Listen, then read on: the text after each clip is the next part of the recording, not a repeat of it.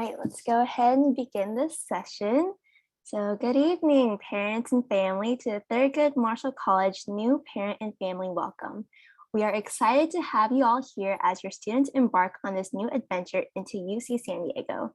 My name is Jenny Chim. I use she, her, and hers gender pronouns, and I am a current UC San Diego student and a senior orientation leader for Thurgood Marshall College. I would like to take this opportunity to let you all know that this session is being recorded. Okay, go next slide, Isaac. So I welcome you all to Thurgood Marshall College, formerly known as Third College and Lumumba Zapata College. Before we start today's session, we want to acknowledge the history of the land on which Marshall College and UC San Diego reside. UC San Diego sits on the unceded territory of the Kumeyaay people. We, as members of the UC San Diego community, must acknowledge the legacy of the Kumeyaay people. While we might not all currently occupy Kumeyaay territory, we must acknowledge the legacy of the indigenous peoples who originally inhabited the land we now call home, work, and school. As your student begins their journey at Marshall College and your family become part of the TMC family, we ask you to consider what it means to be a student, constantly learning and being provided with various opportunities at a colonial institution that is one of many sources of ongoing violences and settler colonialism. Please join me in a moment of reflection while we consider that tension.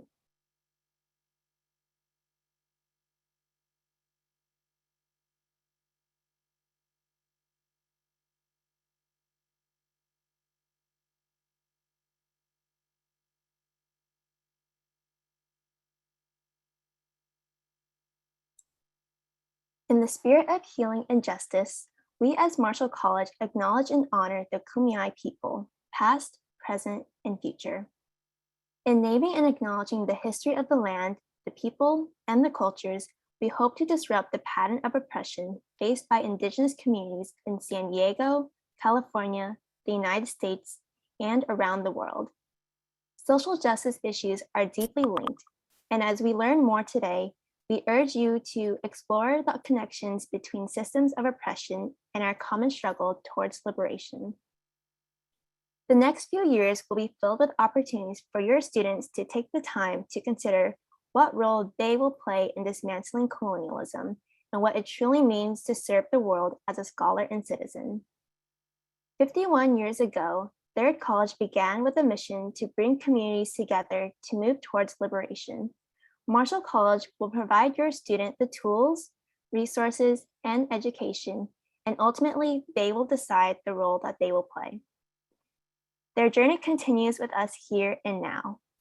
This land acknowledgement has been adapted from 2020 to 2021 land acknowledgement by Izzy Narvaez and Fanon Keflezgi, alumna and first generation graduates from Thurgood Marshall College and the Intertribal Resource Center. We have shared in the chat an interactive native land map and encourage you to take a moment to recognize where you are currently. I also like to point out that there is a Q&A feature that you all can utilize throughout the session to ask any questions that you may have. Next slide. So this is just a general overview of tonight's session. So we just did the land acknowledgement, and we'll follow with Provost welcome and college overview.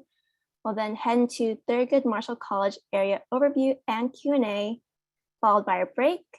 Afterwards, we'll be going over counseling and psychological services, as well as a student panel. Next slide. So now I am thrilled to introduce you all to our wonderful Provost, Dr. Leslie Carver. Thank you, Jenny. It's my privilege to welcome you all to orientation and to welcome your students to UC San Diego and Thurgood Marshall College. You go to the next slide, please. So I'm the Provost of Marshall College. That means I'm a tenured member of UC San Diego's faculty. I'm a faculty member in the psychology department in the Human Developmental Sciences program. I do research on early brain development in young children and infants, both neurotypical infants and children, and infants with a sibling who's on the autism spectrum. as provost, I'm the academic and administrative head of the college. So that means I'm responsible for major decisions regarding the college curriculum, the college's small number of faculty who are assigned to the college, and overseeing all aspects of the college life. And I'm entering my 6th year as provost at UC San Diego. I'm finding it to be one of the most thrilling and exciting things that I've ever done. One of the great things I get to do is I provide advising and direction to our college's professional staff. These are professionals in the areas of student affairs and academic advising. You'll get to meet some of them tonight. Your students will be meeting them over the course of orientation and throughout their time at UC San Diego. I'm really, really privileged to be able to work with these people. As I said, they're really professionals in the areas that they work in, and they know a lot, and they're extremely dedicated to working with your students. So it's really my privilege to be able to work with them. I also work with the writing staff in our Dimensions of Culture writing program. And then the other thing I get to do is, as provost of Marshall College, I work with the other 6 provosts at UC San Diego. And we have the fortune of being able to shape and develop programs and experiences that can really help to improve the opportunities available to all of our students. Just one of the programs we've developed fairly recently is a program called TRELS. It is a scholarship program that allows students to get experience working outside the classroom, mentored by faculty. And that's really important to me. I'm a 1st-generation college graduate, and I was very fortunate to have faculty who reached out to me and explained to me how I could do research with them in their labs. And I think without that experience, I would have probably had a very different professional trajectory. And that's something that I really want to make available to all of our students. That program involves research, but it also involves other kinds of outside the classroom experiences like art and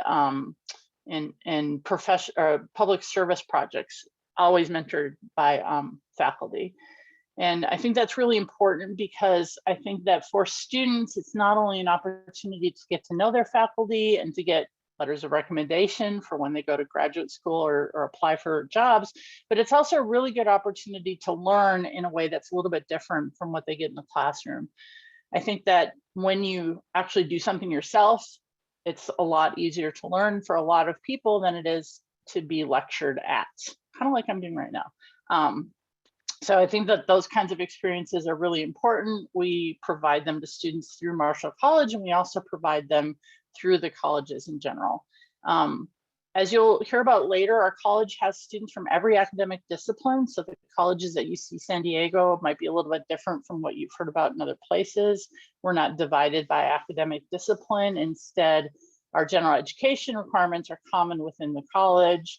And then students from every academic discipline are in every college. Can you go to the next slide, please? So Thurgood Marshall College is a very unique college. You heard a little bit about this from Jenny in the introduction. We're unique even among UC San Diego's other colleges. We are the 3rd of our colleges, and we're a college that was founded as a result of student activism. So we really try to live out the history of activism that's part of Thurgood Marshall College. We also try to live up to our namesake, Thurgood Marshall, who was the first Black justice of the Supreme Court, and his history of being both a scholar and civically engaged. And that's really what we want for our students. Our motto is developing the student as scholar and citizen. So we really try to get our students to both succeed academically in the classroom, but also be very engaged in their communities on campus, off campus, in their homes, and even in their home countries if they're some of our international students. Marshall College has also got a strong legacy of innovation on campus. We have started multiple departments. Among these are communication, third world studies, the African American studies minor, and we currently host a minor in public service that is also something we really care about and hope that your students will look into. The other thing Jenny mentioned is that we're starting our 51st year. So last year for our 50th anniversary, we had a year-long set of programs. Many of those you can still find on our YouTube page to celebrate our founding 50 years ago. It was an amazing year. We really had a lot of wonderful events with our founding alumni and with some of the people who were really engaged in the formation of the college in 1970. So please check that out if you get a chance to look into our YouTube page. It'll tell you a little bit about both the events we had last year and then also just what our college is all about. Can you go to the next slide, please? So one of the things that I think everybody right now is thinking a lot about is our returning to campus this year. We are returning to largely in-person classes. We have about 85% of our sections are in person right now. And I know that that can provoke a little bit of anxiety for a lot of people because, as we know, the pandemic is not over. I want to reassure you, though, that for the last year and a half, I've been sitting on campus-wide meetings with the Chancellor's office weekly to discuss the pandemic and what our plans are. And I've been incredibly impressed because I think from the very beginning, we've really pulled together the resources that we have as a result of being a world-class research institution. We have top experts in epidemiology and infectious diseases and virology and people who study airflow in buildings and engineering to really make sure that we have the safest possible environment at UC San Diego. We've been at the front of testing. We test in a lot of different ways, and we have a lot of different mechanisms that we use to make sure that our students are safe. So every time I come out of one of these meetings, and it's every week, I feel more and more confident that we're going to be able to keep our students safe this year. And for the last year and a half, our infection rates on campus have been significantly lower than the rest of San Diego. And San Diego does pretty well. So I have a lot of confidence, and I'm hopeful that you can have confidence as well and know that our top priority really is protecting your students. That's in Marshall College and that's across campus. If you go to returntolearn.ucsd.edu, there are dashboards that you can check. They are updated frequently. There's also information about our various methods that we're using to keep students safe and on our plans for returning to campus and a lot of other resources. So please make sure to check that out. Can you go ahead and go to the next slide? So as a faculty member, I'm sort of going to switch my cap off of my provost cap and into my faculty cap. We do a lot of different things. So obviously we instruct our students. So we teach in the classroom and out of the classroom. We engage in research. Those of us who are in non-STEM fields do art and field work. And as I mentioned before, it's really important that our students get involved in whatever of those we do. And then the third thing that we're all expected to do is service to the field and to the university. My favorite thing about being a professor really is engaging with students. And again, that's with both inside and outside the classroom. It's probably one of the reasons I'm a provost. We tend to be people who really love teaching and really love working with students. And so I wanted to give you a little bit of information about how your students can get involved in working with their faculty members. So I want to share some of the opportunities that your students can make use of. Go ahead and go to the next page. Okay, so obviously engagement in class and in office hours are really important. I want to talk for a minute about work outside the classroom. So outside the classroom, as I said before, is really, really important. Your student can learn a lot about ways to access those opportunities through various resources at the university. I'm just going to mention 3 of them. So one is the Real Portal. So the Real Portal is a resource on campus that is, I think it's realportal.ucsd.edu. We'll put it in the chat. That lists all kinds of opportunities for students to work with faculty members, usually doing research, but other kinds of opportunities are also available there. There's also the Undergraduate Research Hub, which used to be called Academic Enrichment Programs. This is an office that coordinates a lot of different kinds of research opportunities for students. And then the last is the Academic Internships Program. So that's for students who want to get internships, either with faculty or sometimes with businesses and entities in the community. So those I think are very important. I think especially for students who are looking to go into graduate school, but really any student who wants to have practical experience before they graduate. So engagement in classes and in the office hours, that's a way that your students can connect with faculty. So I know that for me, it's always, when I was a student, it was always really useful to be a student who would raise my hand and ask questions in class. That can be hard for some students. Faculty can be a little intimidating. I have on the next slide some other ways that your students can get some support if they're perhaps intimidated by talking to a faculty member. The other thing they can do is they can go to the faculty's office hours. Faculty hold office hours, we're required to hold office hours. Many times students don't come to our office hours and then we get lonely. And so we really want students to come and talk to us at our office hours. It's a great opportunity for your student to expand on a little bit of what they're learning in their classrooms, but also ask questions of the faculty and just form a relationship that might help a little bit with that intimidation factor. Can you go to the next slide? But let's say that your student isn't somebody who really wants to sit in the front of the classroom and raise their hands. There's other ways that they can get support. Oh, sorry, here's the links that I was telling you about a minute ago for academic internship program, undergraduate research hub, and the real portal. Go ahead and go to the next slide. So the other way that students can engage outside the classroom or get other academic support is through other resources besides their faculty. So most classes on campus have teaching assistants, and our teaching assistants are typically graduate students. They're a little closer in age to our students, and they typically remember what it's like to be a student.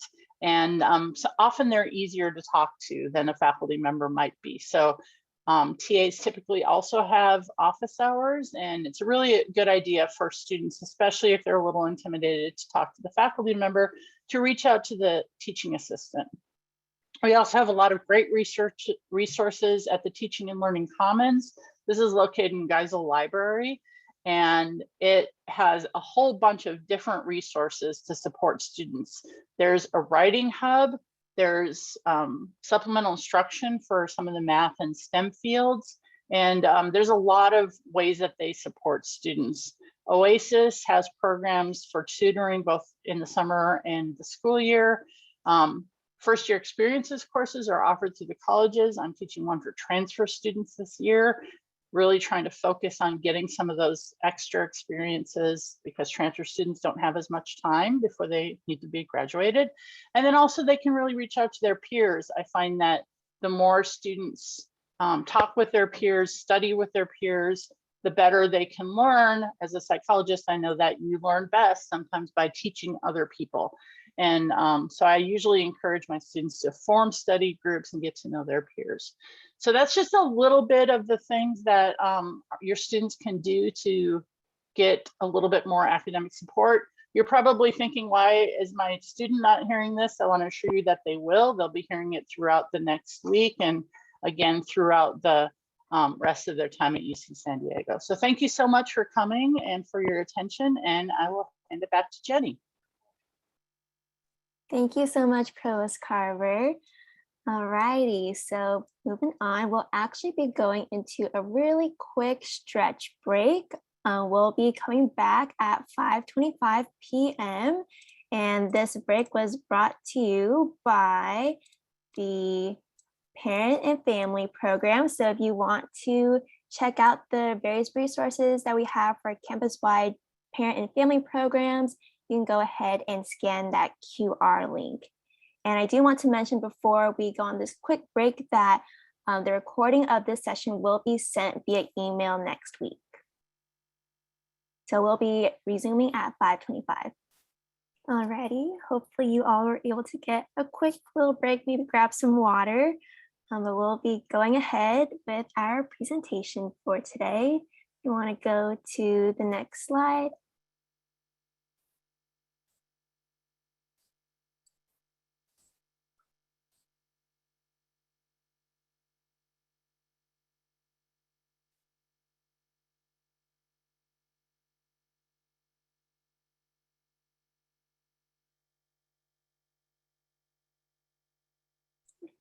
As we're pulling up that slide, I'll just intro us to our next portion. So we'll be going into Thurgood Marshall College area overview and Q&A.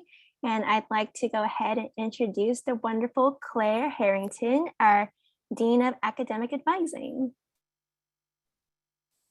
Hi, thank you so much, Jenny, for that introduction. And hello and welcome to everybody. We can move on to the next slide now. My name is Claire Harrington, and I serve as the Dean of Academic Advising at Marshall College. The college's mission and philosophy starts with a dedication to help students from all majors become engaged citizens who are committed to serving society. And that philosophy is guided by the belief that regardless of a student's major, the college experience must include an understanding of one's role in society.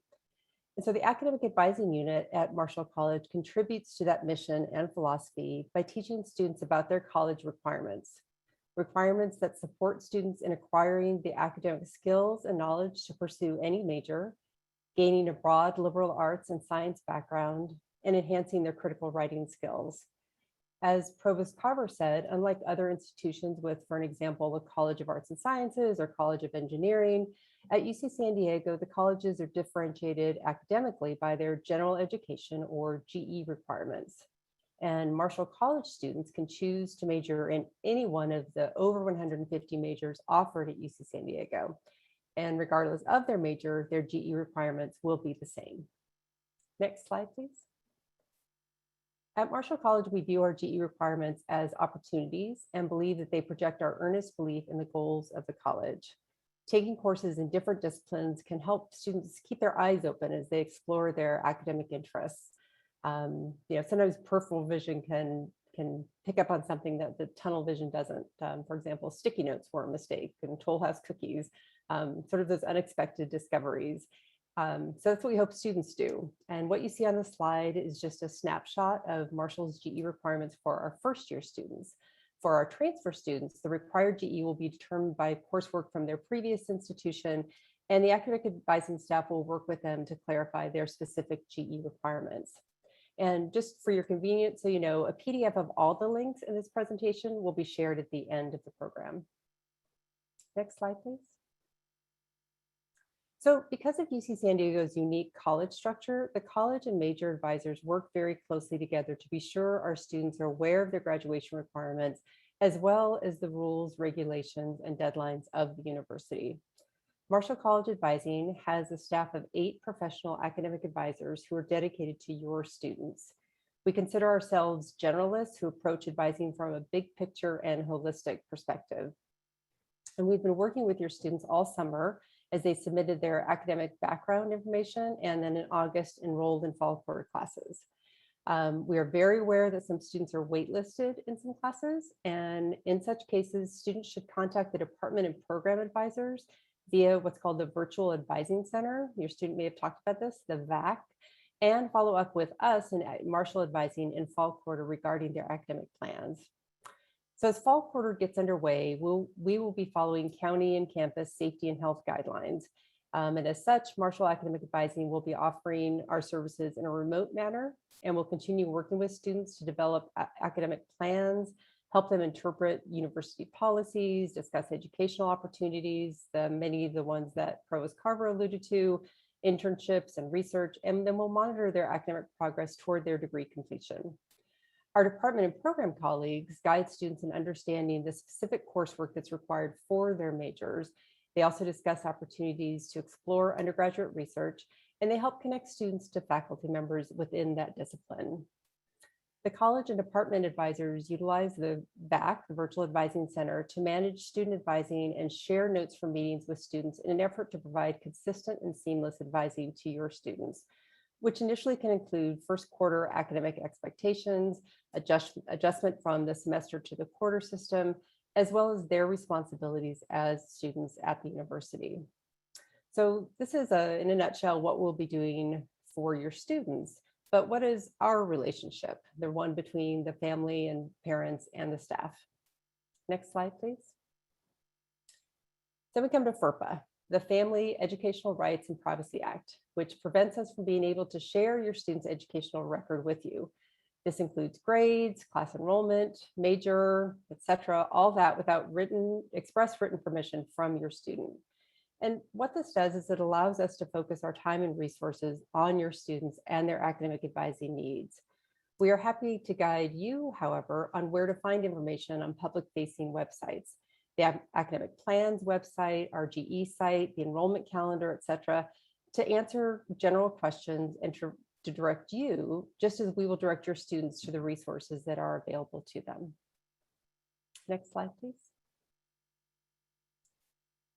So toward that end, we invite you to join us as we guide your students through their first quarter at UC San Diego and Marshall College, and to refer them to office hours, to academic advising, and to the many academic resources available to them.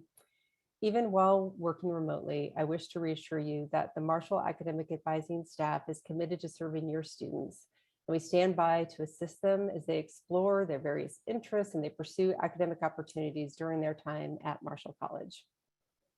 So now it gives me great pleasure to turn the program over to my colleague, Amber Vlasnik. Thank you, Dean Harrington. Greetings, everyone. My name is Amber Vlasnik. I serve as Dean of Student Affairs for Thurgood Marshall College. It is a pleasure to be with you at this time. So Thurgood Marshall College Student Affairs, we are a 10-member team that works to support the growth, the needs, the well-being of our diverse student population. And we work to provide meaningful co-curricular opportunities for students, leadership opportunities, and also to build inclusive community in which students can explore what it means to be a scholar and a citizen, as well as really thrive at the university. And so to do that, this slide shares some of the things that the Student Affairs staff does. You will meet after me, our Director of Residential Life and Associate Dean of Student Affairs, and be able to ask and get some answers to questions around housing. And our housing is not just the physical space, but community building and wonderful activities and community for students. We also have many opportunities for students and faculty to interact with each other so that we can support students in exploring those relationships. We provide support for special populations, and you'll hear a little more about that as we go through. In the middle column are really the things that my office does, the Office of the Dean of Student Affairs. In my office, I have oversight of our student conduct process, as well as academic integrity policy and how that's applied to our Marshall students. So I meet with, a lot of students every year around possible violations of policy, and we work through that and support students in understanding what happened and what needs to happen as we move forward. And I also work to promote community safety and free speech through the work of my office, as well as support students in distress or crisis. And so I like to explain to students that, all of us are doing okay until suddenly we're not, right? And so it's okay if that happens. And if you need support or you need a particular resource, or you aren't sure who to ask, or even sometimes what to ask, to reach out to us for that individual support. And so I'm going to ask my colleagues to drop the Marshall College Student Affairs email in the chat. Students can, and we work directly with the students. So students can send us a note, and we will really work to connect and support them as they navigate what's going on in their outside of the classroom life. On the right side, you'll see that we have many fun involvement opportunities and ways for students to engage in leadership and community building. Our Marshall staff, we advise our student fee-funded traditions at the university or at the college, as well as many leadership development opportunities, and we advise our 6 fee-funded student organizations. And so I always like to say that I work with students from orientation to commencement, and the whole team does. And so I meet our students all kinds of ways. I advise our student council. I meet with them when things aren't going so well. I meet with them when things are going great and they're excited about life and everything happening. So we really have that holistic approach of how we support students. Next slide, please. So I, over the years, have learned the information that parents really want. And so I want to share a little bit about some community safety information for parents and families. We have something on campus called the Triton Alert, which you can sign up for as a guest or a non-affiliate. And again, all these links will be shared at the conclusion of the presentation in a PDF, so you'll be able to access them. But you can sign up for a Triton Alert, which means that you would get information about kind of campus-wide things that might be happening related to community safety. There's also, in case of a true emergency, and the best example I can give is if there's an earthquake and power's out or a cell tower is out and you can't reach your student, we have many protocols in place to care for our students, whether they live with us or don't live with us if they're on campus. But if you need information, we have this emergency system. It's actually an out-of-state phone number. So even if things are happening in San Diego, there will be a message on this system that you will be able to hear some campus updates. And then we also have very specific COVID-19 health and safety information available on our Return to Learn website. Next slide, please. So a little bit about what we can and can't do. So Dean Harrington shared about FERPA. Student Affairs is also guided by that federal legislation. I like to share this because I think it's helpful for parents to know that we are available in Student Affairs to answer general questions. So while I can't discuss your students' grades or what's happening with their, with their involvement on campus or any conduct or academic integrity cases without their signed permission, I can talk with parents and families in general terms about what the campus process is, what the policy is, what typically would happen in this kind of situation. And I can share information with parents and families. And so, and I do many of those calls every year just to help families and parents who are supporting students understand what's available. And then I do want to note that a part of my role is, of course, the care of our students. So if there is a health and safety emergency and we need to contact you, meaning that we're very concerned about your students' well-being, I will contact you. So the one thing I can ask you to do is to please work with your student to make sure that in their student record, your full name, your phone number, and your email is all correctly input, because that is the information that I have. So if you would please double check with your student that you are listed as an emergency contact, then if necessary, I will be able to contact you in that way. Next slide, please. So I want to spend just a few minutes to talk with parents and families about student involvement. Sometimes families are very focused on the students' academics, which are, of course, incredibly important.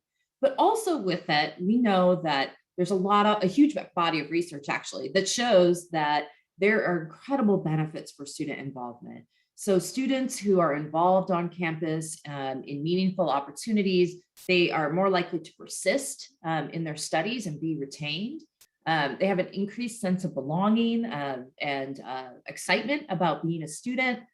And they're also able to forge friendships based on shared interests, activities, or values. So some students get lucky and sit next to their future best friend in a lecture of 300 people. Some students get lucky and their first year roommate turns out to be a lifelong friend.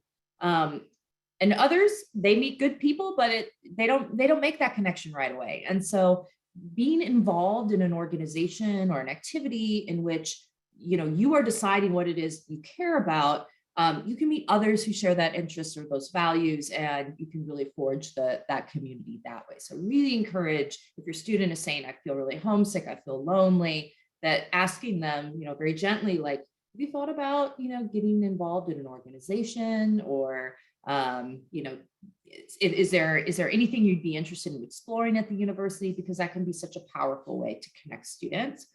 I would also add that all of our student organizations, and especially our activities at Marshall at least, but all the student organizations on campus have faculty and or staff advisors, at least one. So your student would also get to know a staff member at the university. And that can be very positive also for letters of recommendation down the road. So I mentioned I advise our student council, and I also work with students in a variety of other ways. And I will write, several dozen letters of reference every year for students who I know well enough to say, how they act in a group and, what they're interested in. And because I've gotten to know them through this activity. And so those letters can be really helpful to have a non-faculty member reference for law school, professional school, med school, graduate school, scholarship and internship opportunities. And so there's a really wonderful opportunity for students to get to know staff. And then last, I do want to mention when your student graduates, which they will get a transcript that is on beautiful watermarked paper. It has their name on it. It has all the classes they took and the grades that they earned and their GPA. They will also get a companion document printed on that same beautiful paper of their involvement. And so I'm very proud at Marshall College. We have hundreds of opportunities a year that we validate for students. And then there are many, many hundreds and maybe if not thousands more across the university. So the co-curricular record is something that students opt into, and it's a way to validate the ways that they were involved on campus to future employers or institutions of higher education where a student may wish to apply. And so I always like to share this information with parents and families. So when your student says, I'm getting involved, that you will be encouraging of them as long as they're balancing that with the schoolwork demands and their own self-care. Next slide. So these are some of the opportunities at Marshall. As I mentioned, we have 6 fee-funded student organizations, including a specific organization for Marshall transfers and commuters. We have a community service-based organization, Active Community, and many others. We also have 2 peer mentor programs run out of Student Affairs. The first is Each One Reach One for our 4-year student, direct from high school. They will be paired. First-year students are paired with a sophomore or junior student for mentoring. And our transfer peer mentor program, a second-year transfer student mentors a first-year transfer student. These are really wonderful ways also for students to meet each other with some structure and support from us at the college. There's also many other leadership development opportunities that include our student affairs deans interns, resident assistants, orientation leaders, such as Jenny, who's on the call, and our first year experience, transfer year experience discussion leaders, and then many student organization positions. And all of these are also validated in our co-curricular record, which I mentioned on the last slide. And then last, we have many wonderful traditions for our student life at the college, including Marshall Palooza, which is a fall festival, usually during Thurgood Marshall Week, which celebrates our namesake. We have cultural celebration, which coincides with Triton Day, and many other events at the college and where the college participates in university-wide events as a college. And so it's a really exciting and fun for the students to be engaged in those activities as well. And I believe we are approaching the time where I get to introduce my colleague, Joanne Song-Engler, our Director of Residential Life and Associate Dean of Student Affairs. She's going to introduce herself and share a little bit of general information. And then myself, Dean Harrington, and Joanne will answer questions during the Q&A. So Joanne, take it away.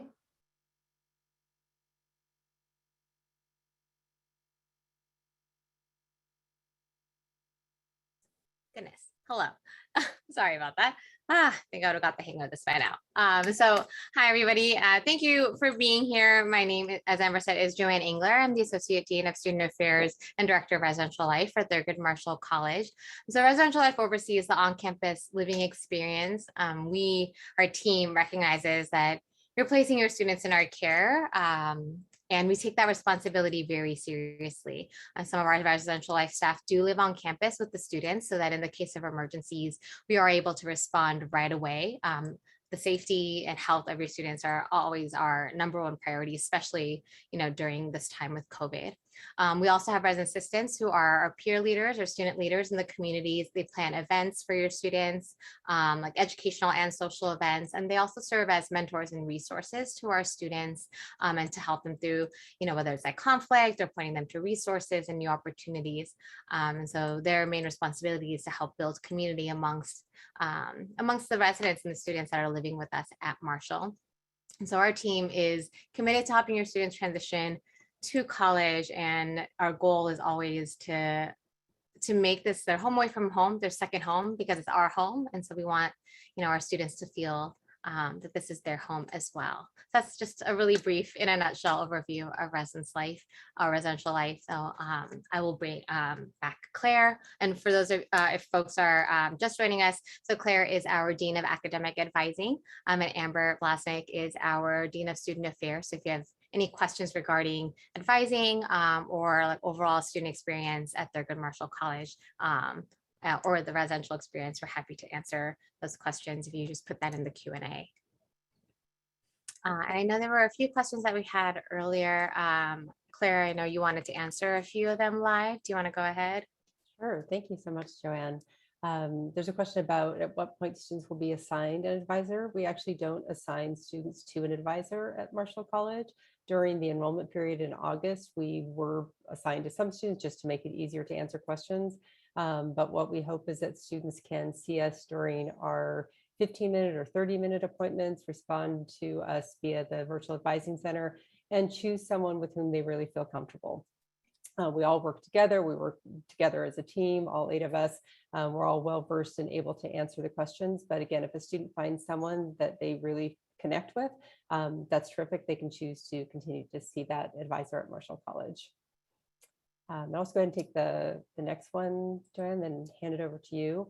There's a question about sort of course selection in future academic years and quarters and looking at capped majors. And I will put into the chat a link so everyone has it of the capped majors at UC San Diego. And so each of the departments or divisions will have a different way that they'll accept students into a capped major. So it's not guaranteed if your student is undeclared or if they're another major or if they're another major they want to stick with, but they're thinking about a double major and a capped major. There is no guarantee that your student will be able to pursue that capped major. It will depend on the process that, again, each of the departments has. But pursuing a minor is a possibility. The capped status does not convey over to declaring a minor. So if your student is interested in pursuing the discipline of a capped major in some way, shape, or form, please have them come to Marshall Academic Advising, and we can help devise an academic plan with them so they can pursue those interests. Thanks, Claire. So I want to ask a question about like housing, because yes, we recognize that there's definitely a housing crisis, and with the moratorium, it's definitely made things a lot more challenging. It's definitely been a domino effect, and so UCSD has partnered with several local hotels in the La Jolla and San Diego area, where students can live with a roommate, or they can live there on their own, and for the rest of the quarter. And I know housing is also, my understanding is that they are just as soon as spaces open up for students, they're making offers and offering housing contracts like 2 to 3 times a week and moving through the waiting list as fast as they can. But yeah, unfortunately, it is a domino effect. So, but housing is doing their best to build these partnerships, and so and trying to make the housing in the general, whether it's through hotels, more affordable for our students. And so I can find the website for that off-campus information and drop it in the chat. And let me see. Yes, I think that was a question. And I know there's a question about housing in subsequent years. I wish I had, I really, really wish I had a very concrete answer for you. Unfortunately, I don't. It's, we are scheduled to hopefully open a new college in a couple years. So that will open up some bed spaces. But as far as for students who will be like 2nd, 3rd, 4th years by that point, what housing looks like is still, we can't guarantee that they'll have a spot on campus. But that is something that they can always, reach out to us for if they have questions, and we can guide them as, they go through that process.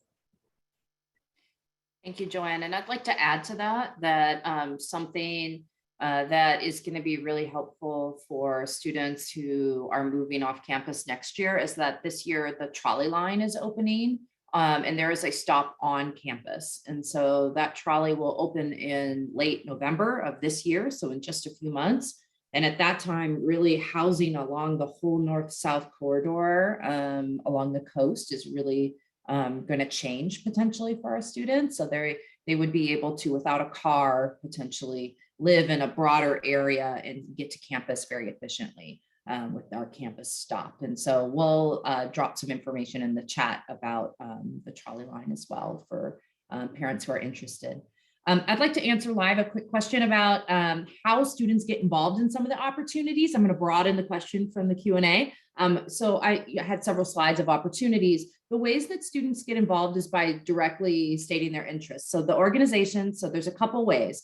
One is that we have a really wonderful welcome week that we say it's a week, but it's really more like almost 2 weeks where we are welcoming new students, and there will be organization fairs, there will be virtual opportunities and some limited in-person pieces where students can learn more about the opportunities at the college. And so we are directly sharing all that information with the students and inviting them into those spaces so that they can see where their interest is and what they might be liking to pursue. After Welcome Week is over, your student has already been added to what we call Marshall Memos. Marshall Memos is a weekly newsletter from the college that has important academic deadlines and updates in it. It has all the involvement opportunities and events that we put on, calls for volunteers, the mentor programs that I mentioned, the peer mentor programs. There'll be an advertisement for both mentees and mentors in that. So I would encourage your student, if they say, there's nothing to do, that is not true. Please ask them to check their spam filter for Marshall Memos, and we send it out, as I said, every Sunday night. And so they will have it in advance of the week with all the things that are happening, so they can make those plans. So that's really a wonderful way for them to understand what their options are at the college and also beyond. And then also most of us on staff do office hours, community hours, where students can drop in if they want to have a chat about how they would do that, and information about our how to access those is always in that weekly newsletter as well. Just wanted to take a moment and drop into the chat links to the AP advanced placement as well as IB International Baccalaureate charts. There were some questions earlier about how AP or IB credit, how it's used at UC San Diego. And so these charts might be helpful to the parents as well. And again, these are public facing websites that you can access.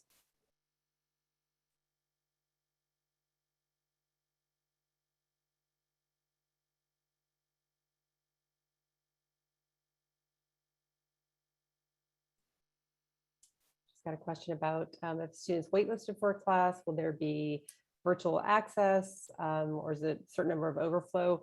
It depends on where the student is on the wait list, but the student can communicate with the department or program offering that class before classes get underway to find out how they can have access to the course material if they are waitlisted. The departments and programs will also vary and might be seen as brutally honest, but to let a student know really what their chances are. And if they're very far down on the wait list, the chances of getting in may not be good. If they're higher up, then they'll make sure that the student does have access to the materials. And then it'll be the Thursday of week 2 that wait lists end. And so this is something, again, that you can help your student understand.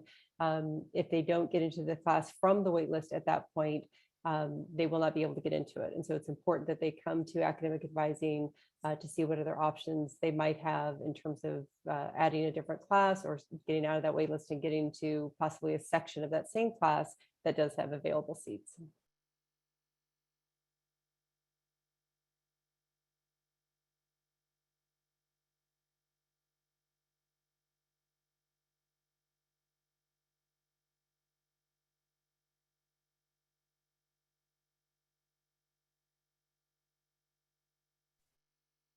So we're just taking a minute to read questions.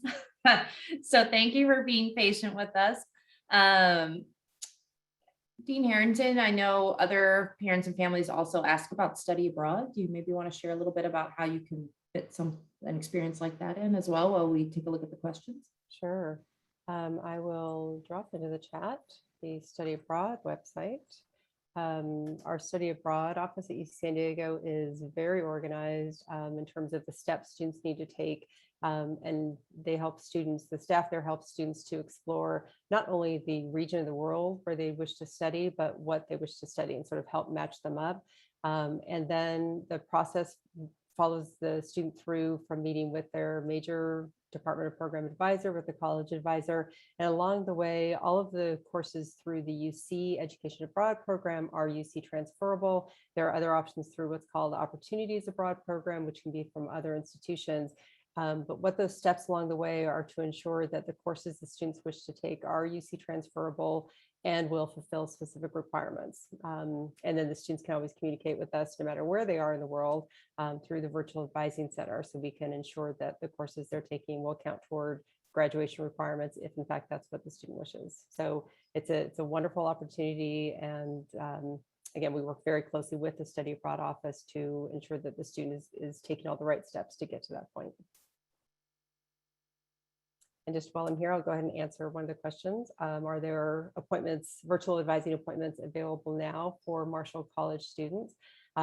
Students can continue to access us through the virtual advising center, and that's where they send in a written inquiry. We respond with a written inquiry, often attaching something for the student to access, such as their degree audit, which will explain exactly the requirements that they have completed, what they have left to complete. It's kind of a, I hate to use the analogy of a checkbook, so I don't know who uses a checkbook anymore, but sort of a checkbook of what the students have left to take. We will start having our 15-30-minute appointments during when Welcome Week starts, during the week of September 20th. Because we have orientation sessions next week, we would be offering such limited appointments that it's not worth it to do. And we're still in the process of kind of transitioning possibly to a hybrid schedule on campus. But if your student has any question at all, the virtual advising center is open 24/7. And I think the response time that's promised is within 2 to 3 days, but the advising staff is amazing. And I've never seen a day go by when all the questions that were submitted by 4:30 p.m. Pacific time were not answered that day. So please refer your student at this point until September 20th to the virtual advising center.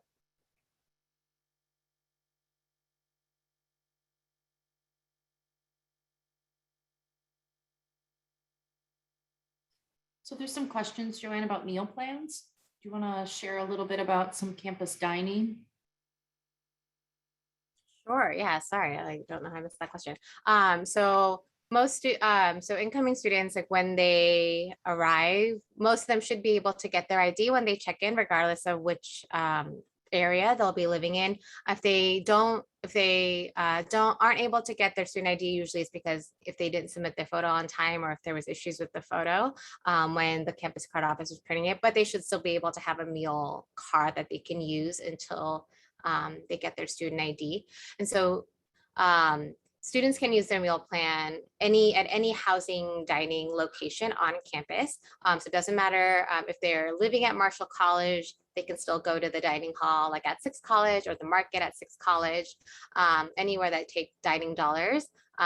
So there's not restricted to use their dining dollars or their meal plan at a particular location. And if they run out, they can always add more dining dollars to their account if they choose to do so.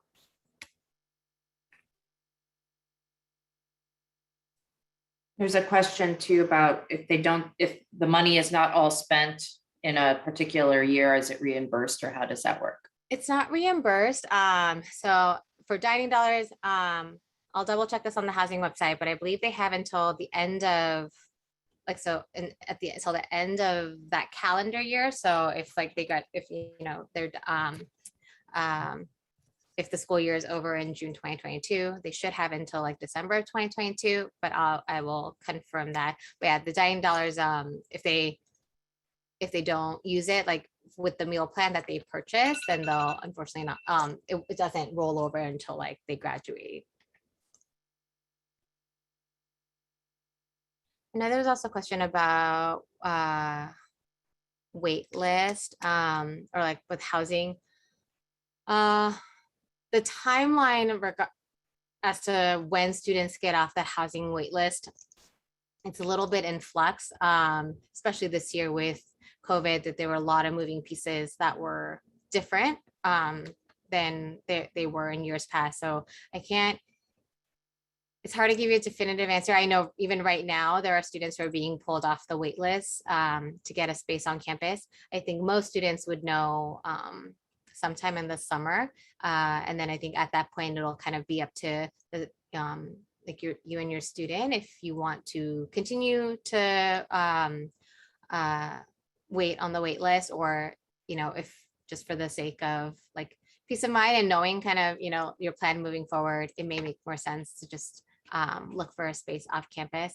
But yeah, that timeline hasn't been shared with us yet with housing. And so, but once that information should usually go out sometime in like winter or spring quarter, and they'll have they should have specific deadlines as to like when students, like the deadline to sign up for wait lists, and kind of when they should expect to hear back and things like that. I'd like to answer a few of the questions about the advising services. One of the questions is there a real person behind the answering the questions on the virtual advising center? Yes. All 8 of us answer the inquiries that come in through the VAC, the virtual advising center. Nothing is automated at all. And we try to look very carefully, and we have a record of all of the inquiries and answers that are on a student's record. So we have that history. And again, we share this with our department and program colleagues so that can create the benefit of having this holistic response. So we can see what a department has said. We will, you know, support the student. We sometimes will refer back and forth. So if it's a question that comes to the college, we will refer to the department of program if that's more appropriate to give the student the correct answer. There's also a comment about that it would be helpful for incoming students to be able to meet with an advisor in person before and after enrolling in classes. I couldn't agree more, but the problem is that we have 8 academic counselors at Marshall College, and we have an incoming class of both first year and transfers of about 1,500, 1,600 students. So there's just no way possible that we can do that. But what we've done, and hopefully your student shared this with you, we had the new Triton advising site where very detailed information was given about the requirements, the steps to take, the timeline. And then as soon as enrollment began, actually transfer students had access to it through the virtual advising center starting in June. Freshman first year students had access starting in August. And we had a lot of questions and we tried to answer them. So we know it's a new method for them, particularly if they're coming from a smaller institution as a transfer student or coming from high school. But we do our best to answer those questions. And so if ever you feel as though your student's not getting the answer, maybe not that they want, because they don't always get the answers that they want, but if they're not getting the answers that they need to make decisions, you can contact me directly, and I will look into the student's record and see if I can answer the question fully and thoroughly if in fact that didn't happen.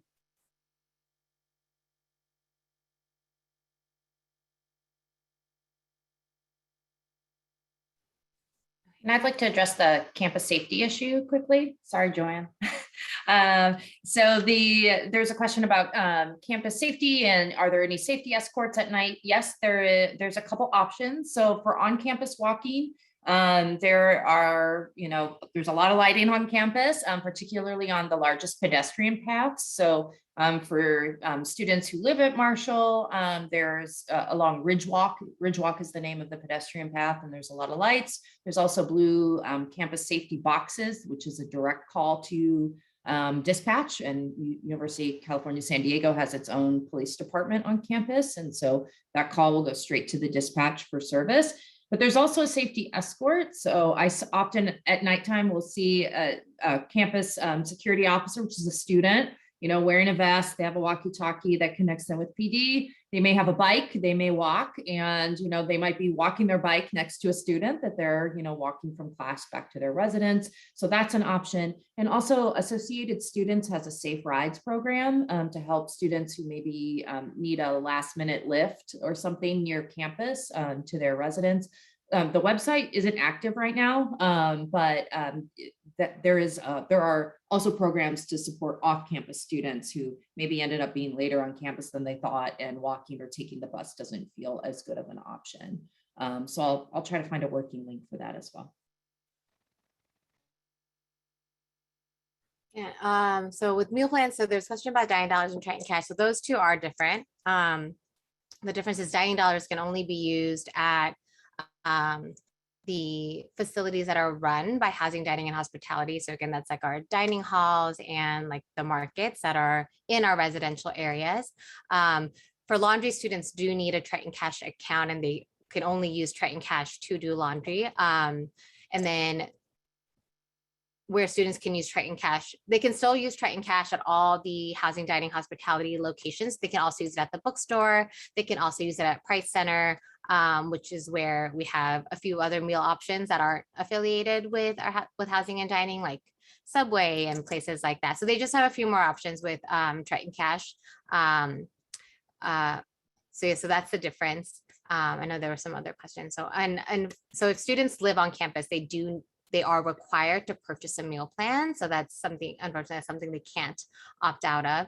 And then with, again, going kind of back to the wait list and things like that, summer 22 is a guesstimate. As I said, it has varied, and I know in previous years, like before COVID, before there were tons of moving pieces, they were able to let students know a lot sooner. And so I think that's always the hope, and that's always the goal. We unfortunately aren't, Thurgood Marshall College isn't just operating in a bubble. We're operating a larger UCSD system. So we're doing the best that we can. And so so as I said, summer 2022 is a guess. But we should have more concrete information as far as timeline and things like that a little, hopefully further into fall quarter. And there was a question about if students need to get tested every time they leave off campus. That'll vary depending on students' vaccination status. So if students are vaccinated, they do not. And if students are not vaccinated, for, if they received an exemption, there are different guidelines as far as how often they need to get tested, what and things like that, if they do go off campus, or if they go home for a long weekend, things like that. I'm going to drop in the chat a link to the VAC, the Virtual Advising Center. That's what your student can use to using their single sign-on, their ID and their password, to address questions to Marshall Advising or to their Department of Program. We ask that students never share their password or their sign-in information with anybody, because any transaction done behind that, even a question that comes into the VAC, becomes a part of that permanent record. And we want it to be the student with whom we're communicating, the student who adds courses, drops classes, communicates again with department and college advisors. But if you can please direct your student to vac.ucsd.edu, they will get a response from the appropriate office soon.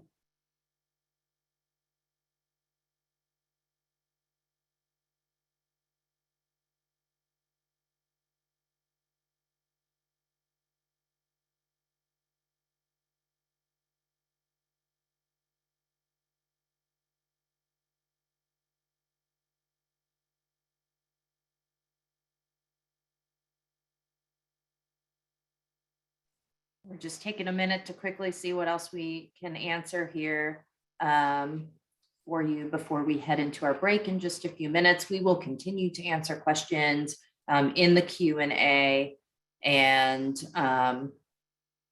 throughout the rest of this webinar as well. I'll jump in real quick. There's a question if parents can contact an advisor virtually. No, because we don't want parents or family or anybody else to have access to the Virtual Advising Center. But I will put in the chat the email address that you can contact Marshall College Academic Advising. And should you ever have a question that's not related to anything specific to your student's record, we would be happy to answer it that way. So I'll put that in the chat in just a moment.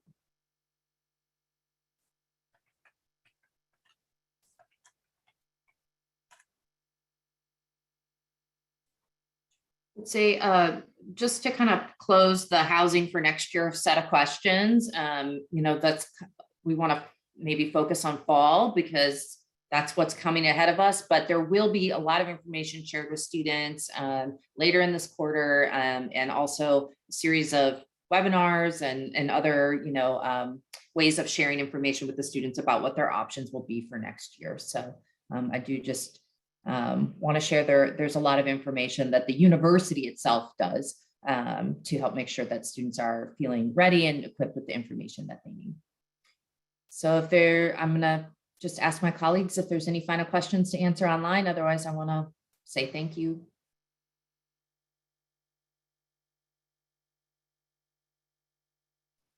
I'm all set. Thank you so much for your time.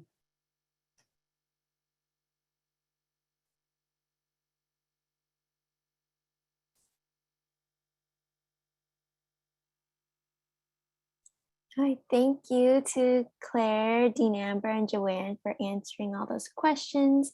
Again, if any more questions come up throughout the session, please, again, feel free to utilize the Q&A feature. But for now, we're going to go ahead into a little stretch break. So feel free to take a nice stretch, grab some water, maybe run to the restroom really fast, and we'll be resuming the session at 6:20 p.m. And this stretch break was brought to you by Return to Learn. So if you'd like to learn more about campus safety this upcoming fall as we transition back to in-person learning, feel free to scan the QR code link. Okay, welcome back. Hopefully you all were able to get a nice little break.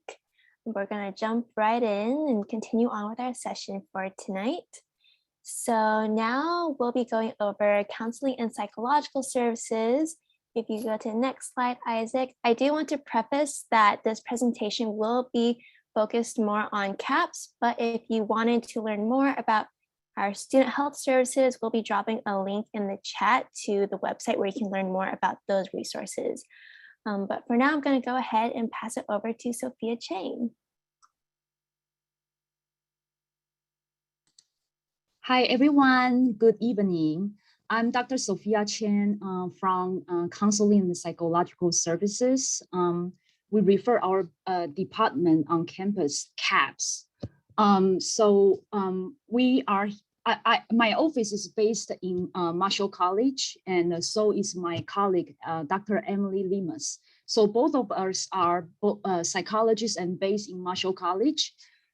So we work closely with our campus partner and to provide professional consultation, and especially when the student is having certain kind of crisis, and we provide them the consultation with our campus partner and to basically provide the support and provide a professional guidance and feedback. So I think we have a video in the next slides. It's Jenny, can you go to, yeah. Is this a link with our video? So this is a video that thoroughly introduce our services, including our mental health services, and also a lot of workshop, a lot of outreach program. So if you take a moment and listen to this introduction, and after that, I will be happy to go over some of the more important issues and be able to answer your questions.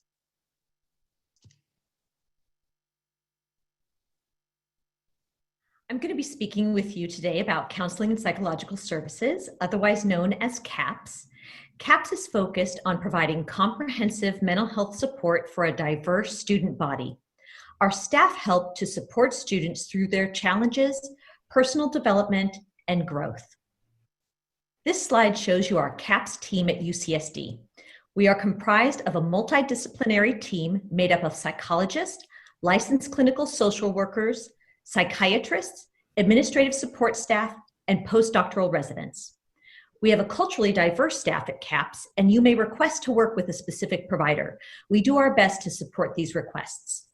We offer CAPS services in various languages, including Cantonese, English, Farsi, French, Hebrew, Mandarin, and Spanish.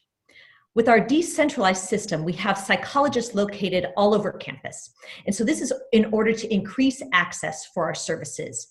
Our CAPS psychologists serve as liaisons to our culturally diverse student groups on campus and collaborate with various campus community center partners. For example, the Black Resource Center, the Cross Cultural Center, the LGBT Resource Center, and the Women's Center. We collaborate and provide consultations to staff at various community centers, generate student-centered programming and support, and provide outreach to various student organizations. Students' experience at UC San Diego is an incredible time for growth and discovery. It can also be a challenging time.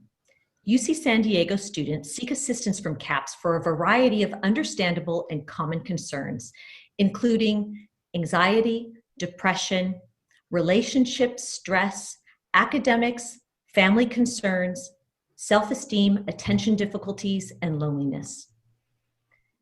At CAPS, we offer a broad range of services to ensure that students have the best and the most appropriate care to fit their needs as they pursue higher education. We provide various services, support, and resources to help with this process. We offer traditional counseling and psychiatry services, and we also provide outreach to the UCSD community and offer preventative and strength-based programming within Triton's Flourish. When a student calls to make an appointment at CAPS, they may be recommended to one or more of these services for their treatment. CAPS effectively adapts services to changing circumstances and student needs. When physical distancing is required or prudent, CAPS continues to be fully operational, providing all services virtually. CAPS counseling and psychiatry video appointments are provided on a secure telemedicine platform within Epic, which is our electronic medical record platform, while groups, workshops, and outreach are provided over Zoom. So let's review the various CAPS services now. CAPS offers the following confidential services which are free to currently registered UCSD students by using a focused intermittent model of counseling. We provide individual, couples, and group counseling. By focused intermittent counseling, it means that students can meet with a CAPS provider to address specific concerns such as anxiety or depression, and counseling is focused on attaining specific goals. On average, students meet with a CAPS provider for 4 to 5 sessions, some more, some less, depending on the nature of their concerns. Students may return at different points during their UCSD journey, with recommendations for treatment being assessed at each juncture.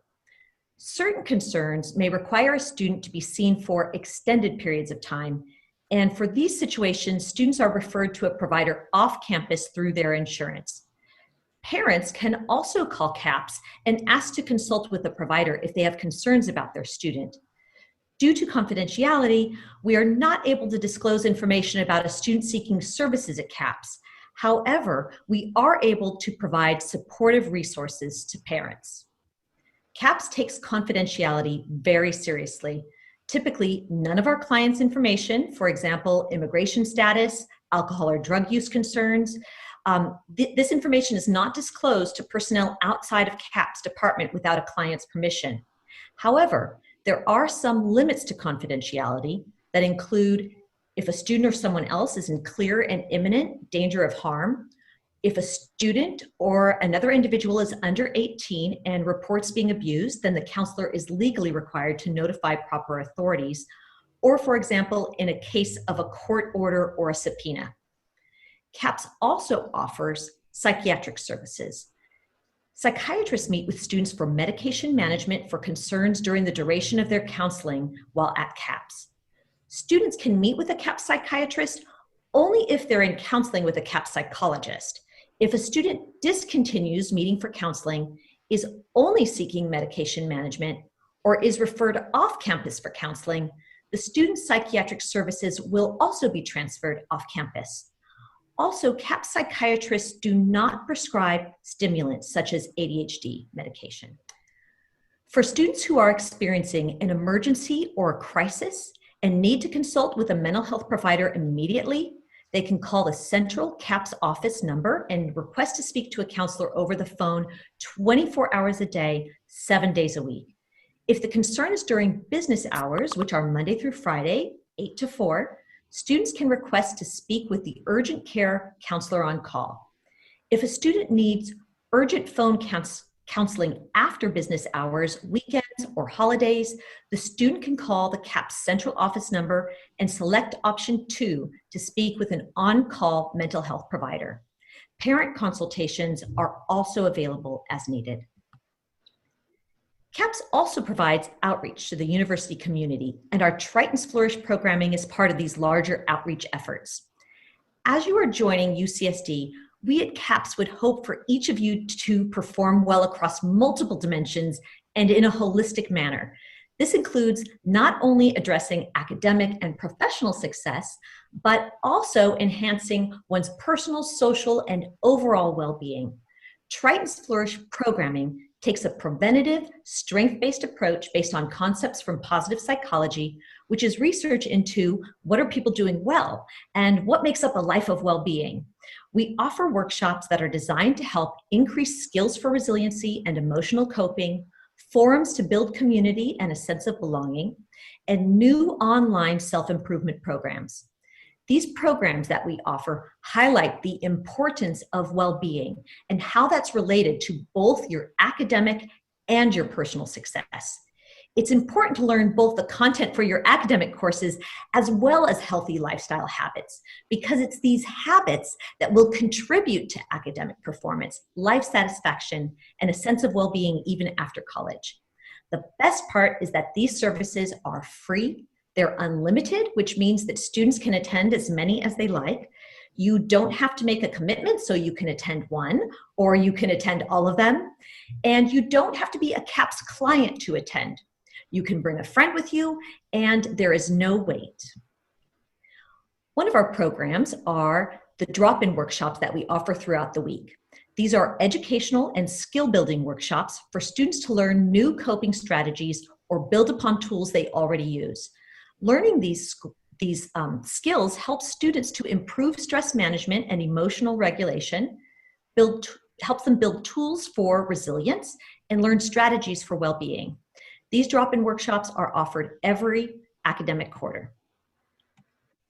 One important aspect of flourishing is feeling a sense of belonging and that you are a valuable member of a group. So CAPS psychologists have specific liaison roles with diverse student groups and hold community open forums to connect with students in their community spaces, work towards decreasing stigma for seeking counseling, and strive to provide multiculturally competent services to our students at UCSD. These are spaces that are both for graduate and undergraduate students to build community and maintain relationships with one another. For example, we talk about relevant issues of the day impacting them, the changing socio-political climate, cultural pressures, and specific needs within our diverse student communities. In addition to workshops and forums, CAPS offers Let's Talk. Let's Talk is an informal, individual consultation service in which CAPS clinicians offer informal support with issues such as stress and worry, sleep, motivation, focus, recovering from setbacks, work-life challenges, and relationships, personal and professional. Let's Talk is not professional counseling. Typically, students seek Let's Talk when they want mentoring or guidance in these appointments and discuss topics about increasing well-being. iFlourish is an online self-improvement program offered as a way to increase access for students who may not seek out mental health counseling through traditional means due to stigma or other barriers. So these are self-guided technology programs that provide mental health at your fingertips. They offer evidence-based intervention, and these programs have high satisfaction ratings and good outcomes. They are free, anonymous, and only available to UCSD students. These are not just self-help tools that you can find yourself online. They are exclusive tools reviewed and purchased by CAPS for all students. You don't have to be a CAPS client to sign up. All are desktop, mobile, or tablet friendly. And each tool provides a little something different, so you can sign up for all of them for comprehensive well-being. The first one that we have is Mindwell U, which offers a 30-day mindfulness challenge. You're prompted each day to take 5 to 10 minutes to engage in a different mindfulness exercise. It delivers evidence-based mindfulness e-training that has been shown to lower stress, increase resilience, and improve performance. If you want, you can even invite a buddy of your choice to do the challenge with you, and they don't have to be a UCSD student. The second program is Therapist Assisted Online, known as TAO. This is like a highly interactive workbook, web-based program that provides evidence-based interventions that educate and assist students in developing skills to help overcome anxiety, depression, relationship communication issues, and other challenges. You'll learn some of the same proven strategies provided by mental health counselors, including integrated journaling, mindfulness exercises, and assessments. And finally, we have WellTrack, which is a tracker with some integrated evidence-based tools. WellTrack provides online self-guided resources to deal with stress, anxiety, and depression. The companion app, Mood Check, tracks your moods and activities. So over time, your personal trends will help WellTrack identify areas for you to work on, along with tools to address them. If a student is interested in routine services, they can call our central CAPS office or walk in to schedule a brief telephone assessment known as a BTA. During this 15 to 20-minute phone assessment, a CAPS counselor will confidentially assess a student's needs and find them the right resource for their concerns. CAPS counselors will ask questions to learn more about the student's concern and what prompted them to reach out for services. Based on the information that the student shares, the CAPS counselor will make recommendations. And there are 4 primary recommendations, with students sometimes provided with a combination of recommendations. The possible recommendations include focused intermittent therapy with or without psychiatric services, CAPS groups, forums, workshops, or iFlourish. So we often think of one-on-one individual therapy when we think of counseling. However, for some concerns such as social anxiety, relationship challenges, feeling lonely or isolated, group counseling is the better type of treatment and will be more effective than individual counseling. We may also refer students off campus, and we provide step-by-step support to students who need to connect with providers off campus for ongoing therapy. Ongoing therapy is meeting with a therapist more frequently for an indefinite length of time. CAPS psychologists and social workers assist students with making appointments for therapy off campus through the student's insurance. One referral resource is the College Mental Health Program, a collaboration with the UCSD Department of Psychiatry, which provides care for students with complex mental health needs, including long-term psychiatric and psychological care. Or a student may be referred to student health services for more medical-related concerns or testing. And some students may be referred to community resources based on their needs. Our recommendations are individually tailored to best meet each student's needs. Thank you, Dr. O'Mara, for providing our new Tritons with a comprehensive list of CAPS services and resources. If you have additional questions, please email Dr. O'Mara at tmomara@health.ucsd.edu. The Student Health and Wellbeing Cluster has a wide array of services and resources to support you throughout your time here at UCSD. On behalf of the Student Health and Wellbeing Cluster, we want to once again welcome you to UC San Diego and the Triton family. If our cluster can help you at any point in time, please feel free to reach out to us or visit our website at wellness.ucsd.edu. We hope to see you all either virtually or in person in the near future.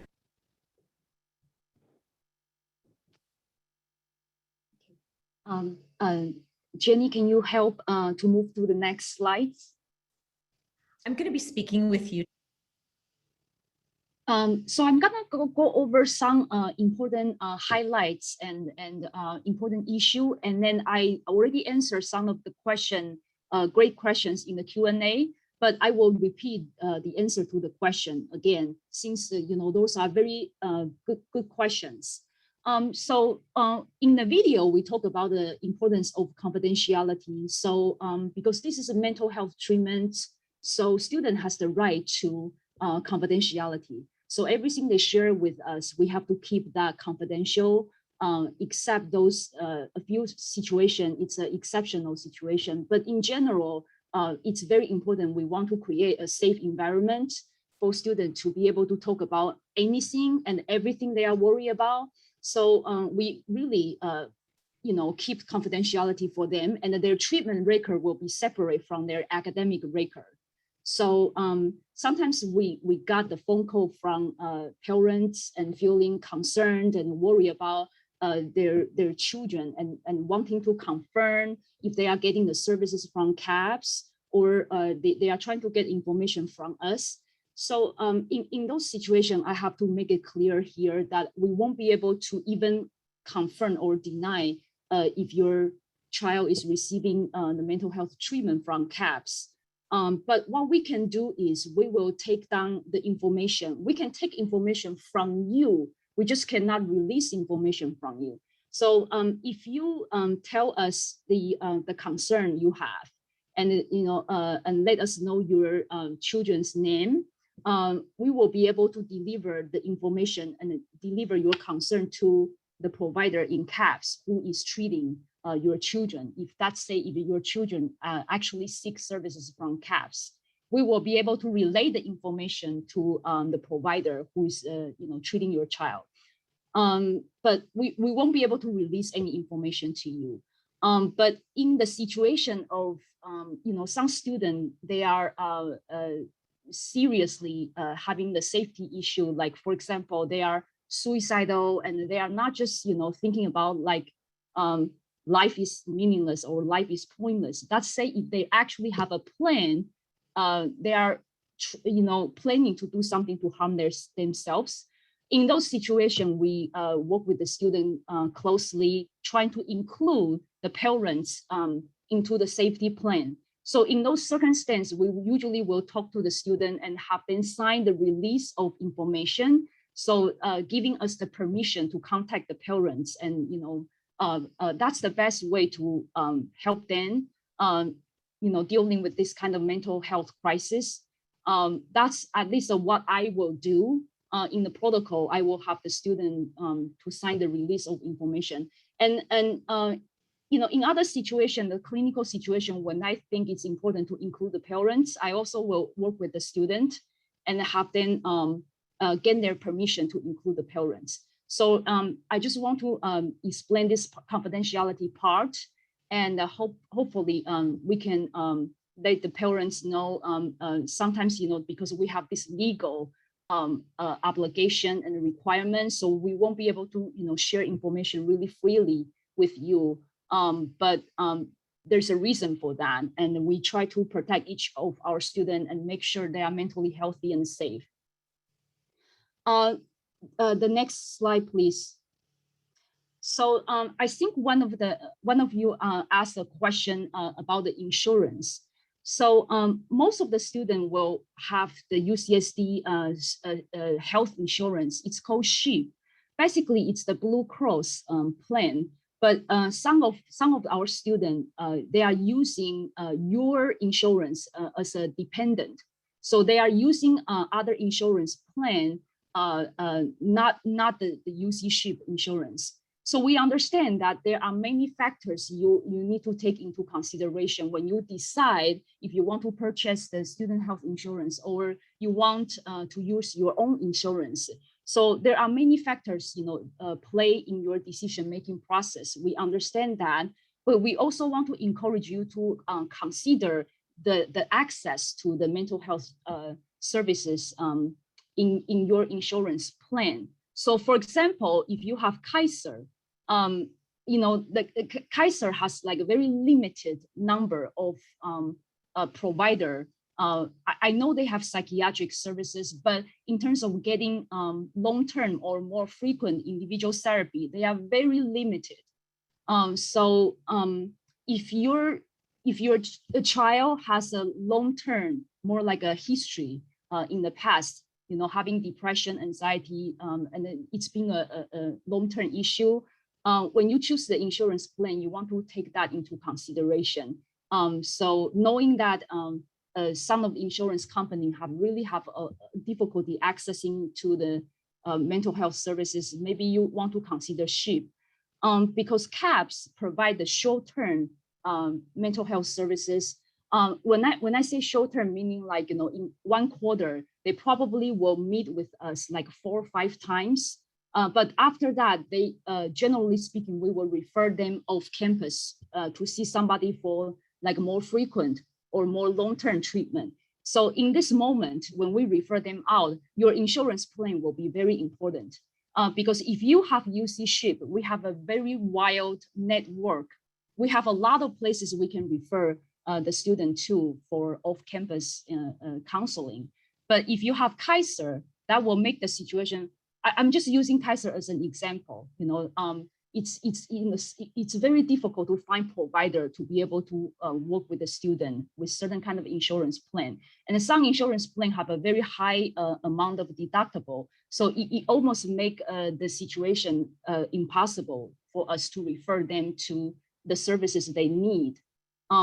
So I would encourage the parents, all of you, to consider the purchasing the SHIP insurance. And when you make a decision about it, just think about what you know about your child's mental health history and what's their need in that area. If you have SHIP, you know, the copay, when we refer the student off campus, the copay is just only $10. So that's say if they see a therapist off campus every week, then you know, the copay for a month is only $40. So it's pretty affordable for most of the parents and family. So we will encourage you to take that into consideration. So I'm gonna stop here and answer the question you have.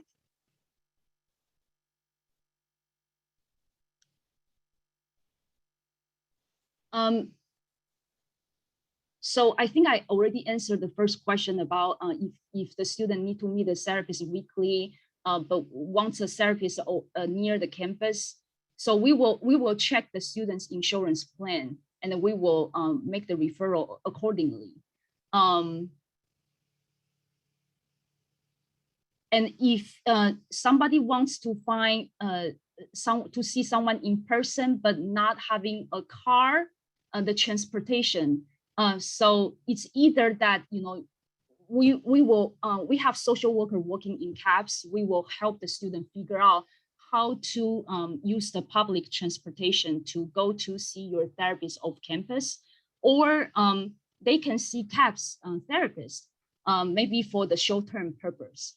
But you know, I have to be honest, you know, like we don't do weekly appointment because there are so many people requesting the services. So usually what we can do is like a bi-weekly, and in some minor cases, maybe every 3 weeks, they will be able to see us in that frequency. But very rarely we do weekly because we just don't have enough psychologists on our team to be able to offer weekly. So if we determine the student need a weekly services, we will usually ask them about their insurance plan and start to making that referral off campus.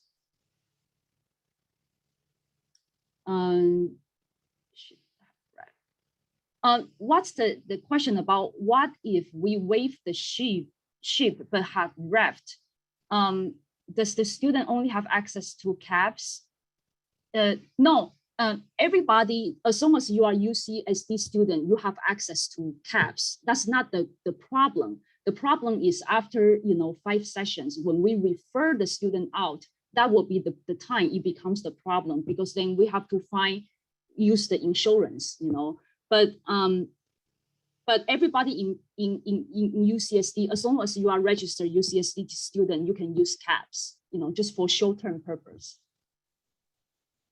How much is SHIP? I think that is a question I'm not quite sure about this year. I can't answer this question right now because I don't want to give you the wrong information, but I can get back to you about that.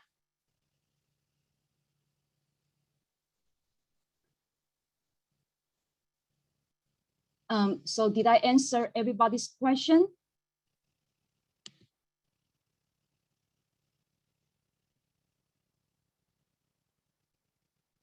Yeah. So it seems like we have no more new questions. So I want to end my presentation on this particular slide about how can you help. It's a very important transition stage for you and for your child. Leaving your home and going to college is a big transitional time. So it's a delicate balance about how much I'm gonna let go and how much I'm gonna stay involved in the child's life. So we will encourage all the parents to still be available for ongoing support. So when your child reach out to you, talk about certain issues, and hopefully you will be able to be available for supporting them. I think I lost my slides here. Am I running out of time, Jenny? No, you're good on time. You have about 10 minutes left, Sophia. Okay, all right. So can you go to the support, what you can do, that slide? So be available for ongoing support.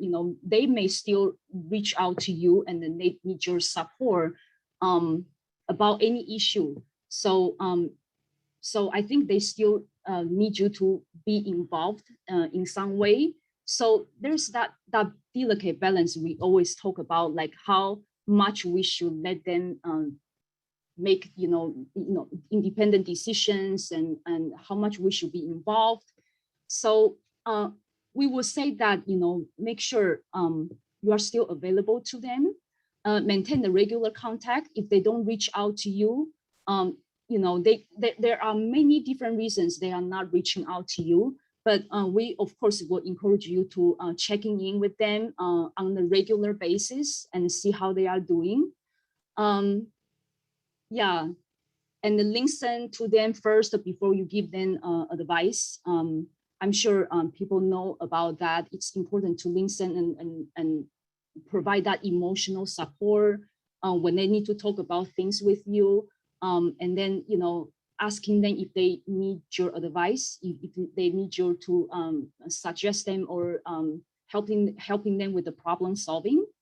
And also, we have worked with a lot of students. They have a lot of very high standard for themselves, and they want to be perfect. And so they are very harsh on themselves.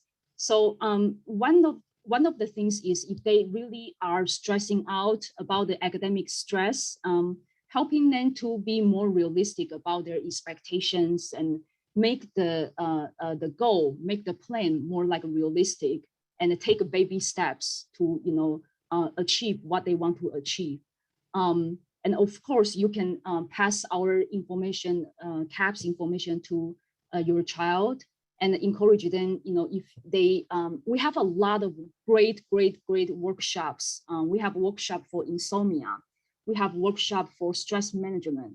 We have workshop for coping with anxiety and depression. So those are just the workshops. They can learn some really great skills and to manage their academic stress.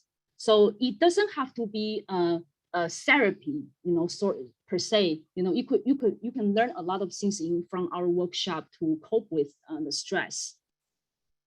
And then also encourage your child to involve in the student organization and having regular contact with the faculty member, and to be able to have that work and life balance. And those things are important because if they plan to go to graduate school, they sometimes need to have some leadership reflected on their resume. So in being involved in this kind of organization and taking leadership could be helpful in their application for graduate program. Know the signs that your child may need help.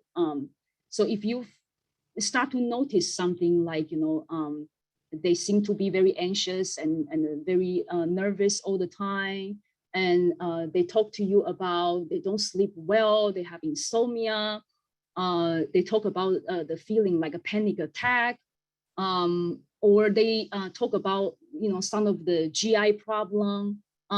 Those issues might it's a somatic symptoms, somatic complaint but usually, it has something to do with mental health as well. If they don't know how to do self-care and they don't manage their stress well, it's very easy to have the kind of problem like, the sleep problem or the GI problem.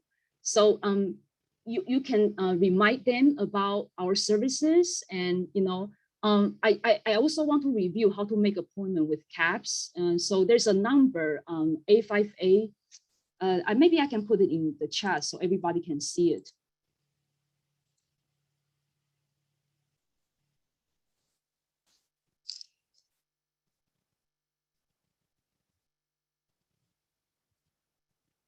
So this is our general phone number. So when you call CAPS, you call this number, and and student can say that I want to make appointment to see a counselor or to see a therapist, and then they will be scheduled a 20 minutes phone screening. So in that phone screening, they will talk to our social worker team about what brings them to CAPS and what's bothering them right now. So then our social worker team will make a decision about, okay, we are gonna connect you with our psychologist, or, oh, this is a case more suitable for being referred off campus. So if the situation is very complicated, you know that it's impossible to be, the situation won't be resolved in 5 sessions. So the issue is like a bigger or more complicated, so they will be referred off campus. And then our social worker team will help the student connect with the off-campus provider. So that's generally how you get connected with CAPS. And we have that urgent care services in the video. It's important too, because sometimes the students have, things happen to them, bad things happen to them. So they need to talk to someone right away. So in those situations, during the business hours, if you call CAPS, and then you tell the front desk you are having a crisis and you need to talk to someone right away, you will be connected to our urgent care provider. So if that happens outside of the business hours, like on the weekend or in the middle of the night, you still can call this number, and then you just need to press number 2. When you do that, there will be an online counselor talking to the student right away. So we do have urgent care for the crisis situation. And then we take student safety very seriously. So if this is like a student talking about suicidal thoughts, or there will be some intervention happening immediately in the urgent care.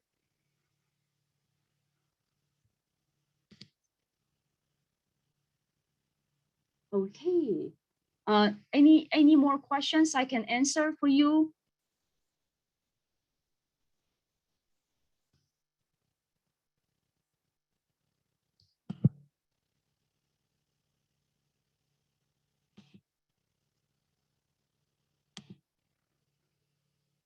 So if you want to know our services more, you can go to UCSD CAPS. So our website is also very thorough and very easy to navigate.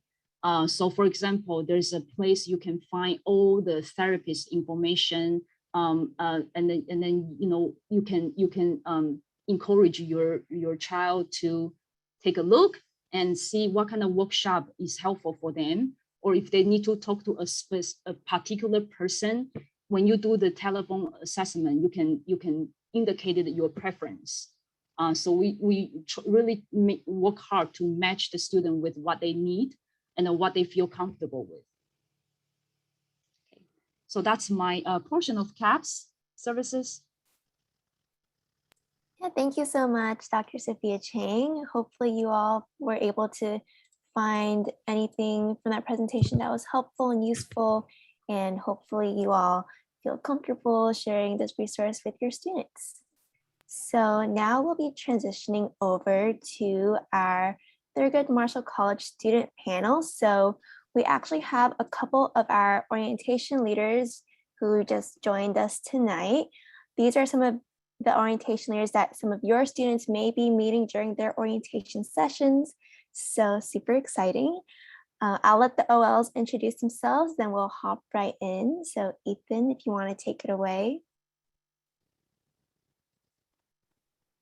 Hi everyone, my name is Ethan. My pronouns are he, him, his, and I'm an incoming third year majoring in human biology and public health, and I'm from Orange County, California.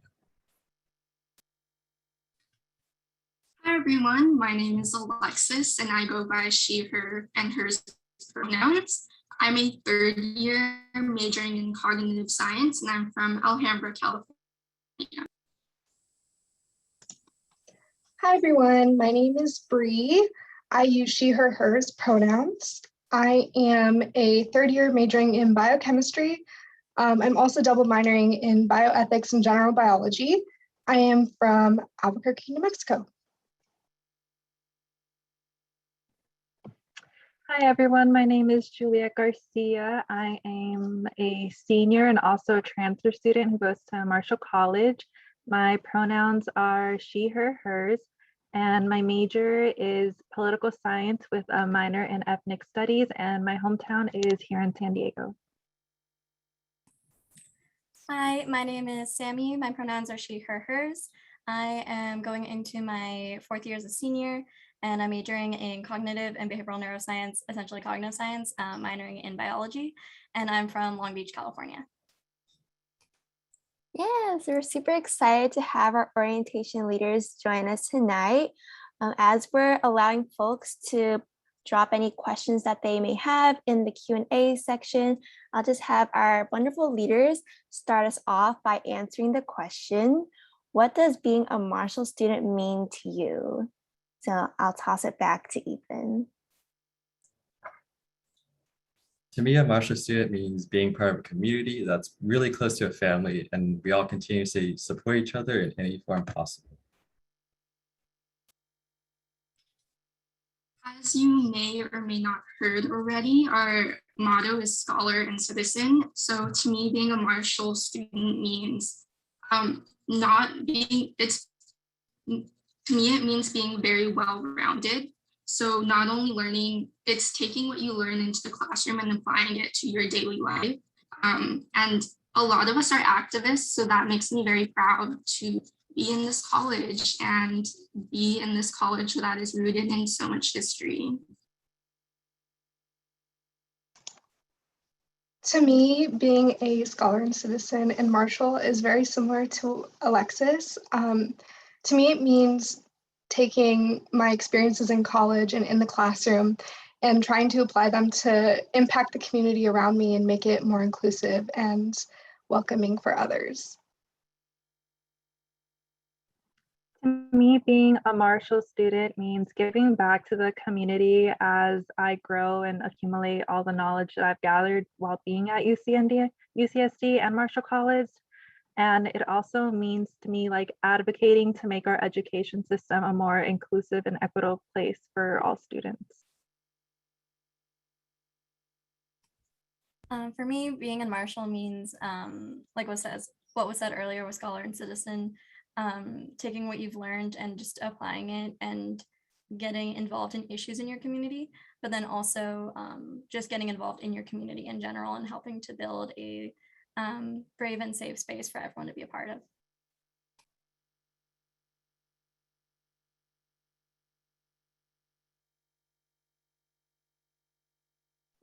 Well, thank you so much, y'all, for sharing. I think we have a question in our Q&A directed towards Ethan, if you'd want to answer that. Yeah, sure. Oh, sorry, just so context for the question, sorry. This person asked how Ethan is going to apply his human biology major after he graduates. So take it away, Ethan. For sure. So since at UCSD, I'm mostly in laboratory activities right now. I'm in laboratory activities mostly off campus right now. I plan to continue that in the future, mostly in the behavioral biology field. And hopefully in the future, my final goal is to be in dental school to be a dentist in the future as my career.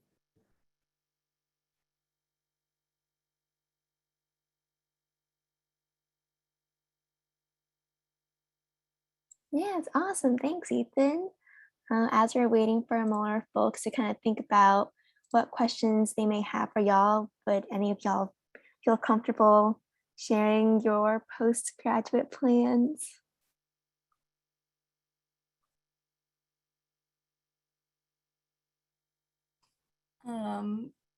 I can attempt to start that, but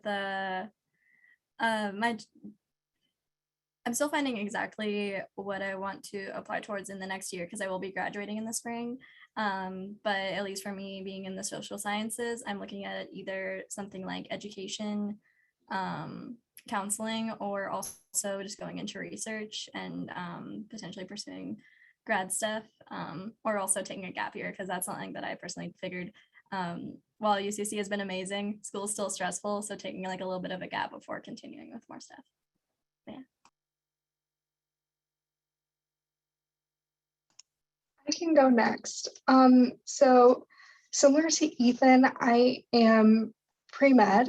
So I'm also going to take a gap year after my 4-year degree, just because the way the medical timeline lines up, I don't want to take my MCAT this summer. So I'm going to be taking a gap year, but the hope is to go to med school. If that doesn't happen, then I will be going to grad school. So those are my plans.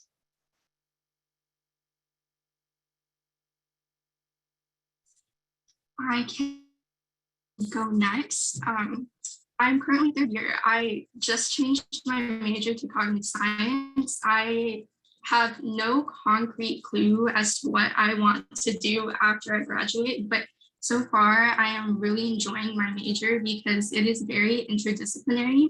And a little background about me, I was actually trying to apply into the mechanical engineering program, which is capped. That means you have to apply into it and there's always a chance you don't get in, which is an unfortunate case at our school because some majors like biology and engineering you need to apply into, but I'm hoping to use my cognitive science major to do something in the like electronics tech field. I like the idea of artificial intelligence and design and interaction and user experience because one, that seems really cool and really interesting.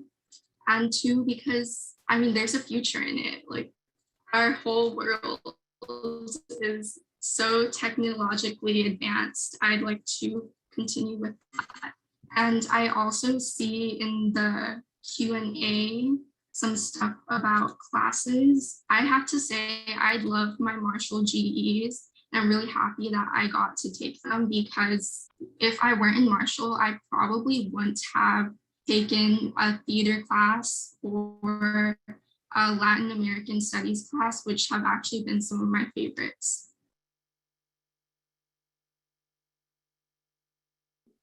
I can go next. So my future plans, while I am getting a degree in political science, I actually am planning on taking a gap year and I actually want to pursue a master's degree in college counseling and student affairs.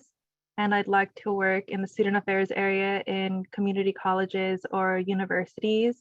And as for my favorite classes, I saw in the chat as well, one of the ones that I took that I actually really enjoyed was called US Intelligence and Spies. And it's exactly like what the title is. So it was really cool to like take something like that because I never expected that there would be like such specific classes on those topics.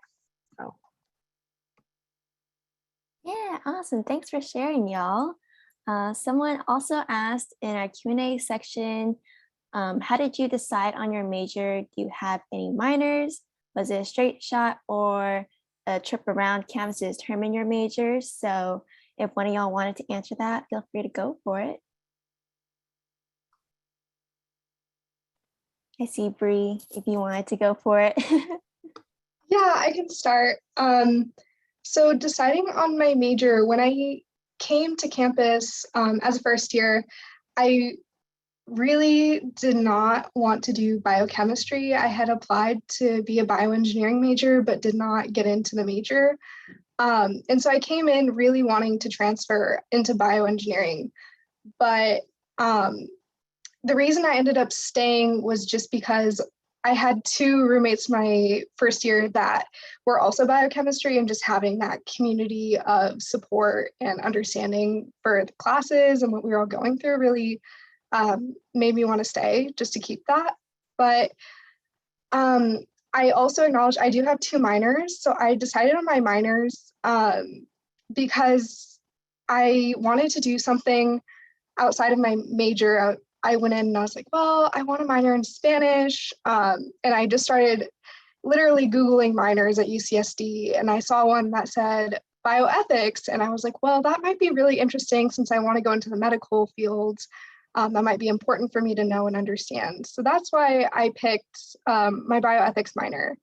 I am also a general biology minor, and I picked that because as a pre-med, I have a lot of classes I have to take, and I didn't want those credits to go to waste. So I looked up a minor that would cover a lot of those extra classes, and general bio was that minor for me.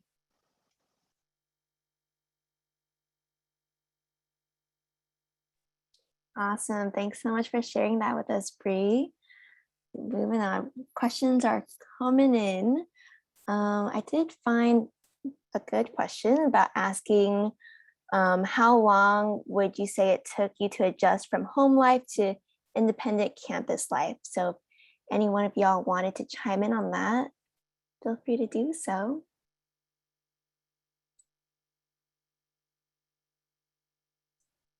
I think I can answer this one. I was fortunate enough that Orange County is fairly close to San Diego, about hour and a half, 2 hours max. So what supported me throughout like my transition from high school to living independently, basically at college, was mostly like my suite mates and my roommates that they're always there for me, always support me throughout my academic career and my social career. It's also a great way to meet people around the campus in order to keep like social company.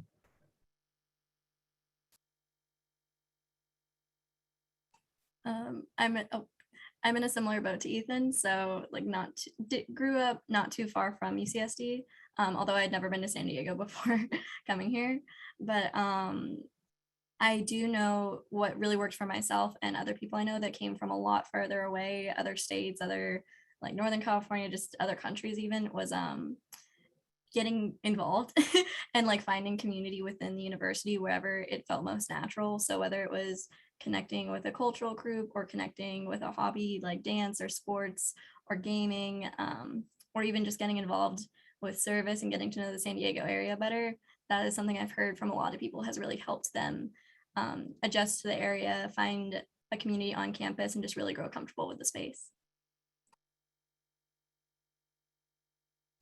Yeah, awesome. Thanks for sharing. Our next question is, what activities do you do outside of classes? So if any one of y'all wanted to chime in on that one.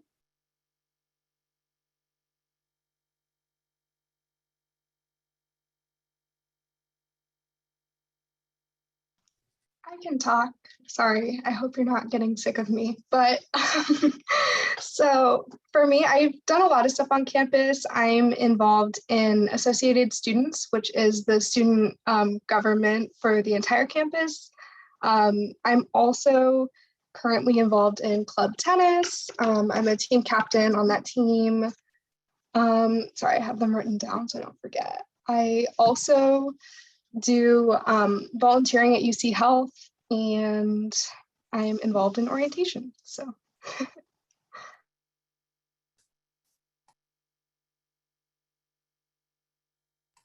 I didn't realize I was unmuted, but and then I remuted. Anyways, I actually have kind of similar but different activities I'm involved in to Bree. I'm actually also captain of a sports team. In my case, it's ski and snowboarding, but a lot of people also get confused about how that's even near San Diego, but we do have a team for it. We just have to travel. And then I'm also involved with a on-campus sorority, and as well as I'm starting a job this fall working at the on-campus climbing gym. But I've had previous experience in things like student government. Mirror Musical is a really big fun one. It's the annual school musical. And yeah, it's just, there's so many different things to get involved in, and I've kind of touched a bunch of different ones.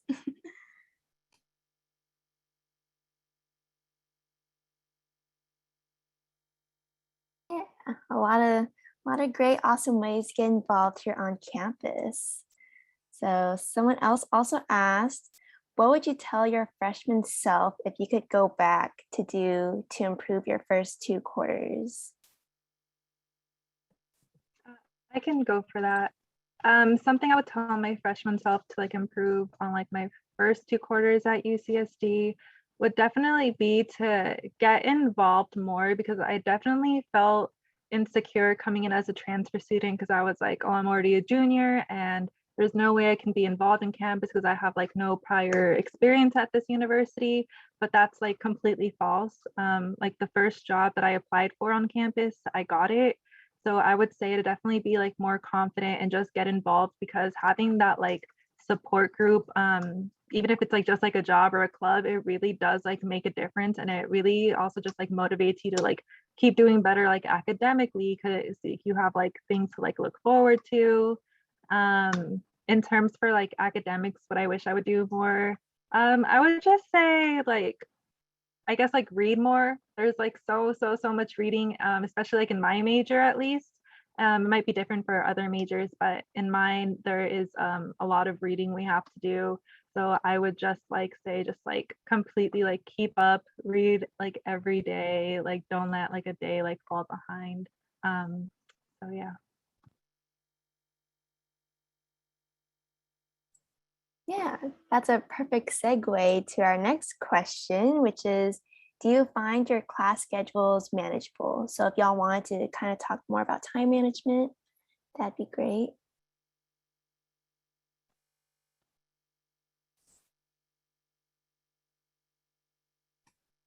I know to start short and sweet, a big thing that has helped me has been Google Calendar. It just helps me to see visually how much time things are taking up, and just plan out times for studying and getting schoolwork done while also balancing work shifts and classes and when those are happening.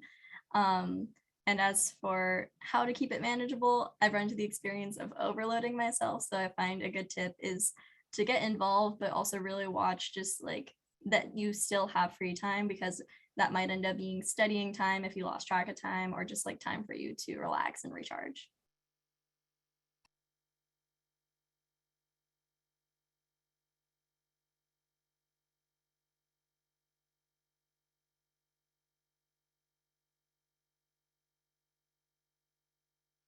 Yeah, I definitely agree with, especially in college when there's a lot of things going on, it's really important to take care of yourself and give yourself those well-deserved breaks. So I definitely agree with you on that, Sammy. All righty. Got a couple more questions here. Someone asked, what do you hope your parents do more during your first year in college? So I guess just thinking back, what do you think what do you hope your parents would do more now that you're in college and independent? I can go for that. So for me, I come from like a household where like I'm a first gen. My parents aren't originally from this country, so it was really difficult for them to like understand everything that was going on. And I would get frustrated a lot because they would always be like the same questions that like I'd have to like answer for my parents. And they weren't very understanding on like sometimes they would think like I'm being lazy because I'm on the computer all day, but like that wasn't the case.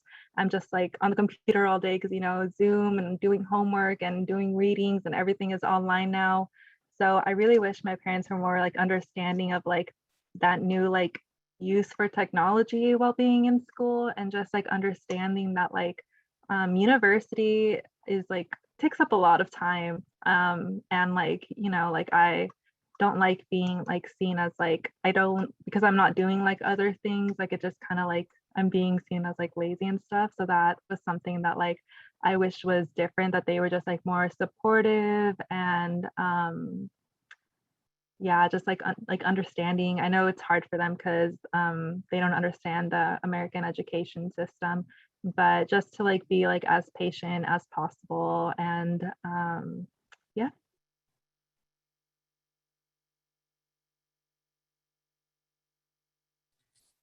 I think in my case, I had a unique situation that my in a lot of the cases, you would think parents would be overbearing and like constantly checking in on their children because this could be their first time away. But my parents kind of, they wanted my college experience to be my own, but so they kind of just let me be, and having no contact with them was, or like they didn't want to contact me simply because they didn't want to bother me. So finding that balance between contacting them enough to check in and not contacting them so much so that you're too overbearing, that's gonna be a challenge for young parents, but hopefully you could find a happy medium between you and your child.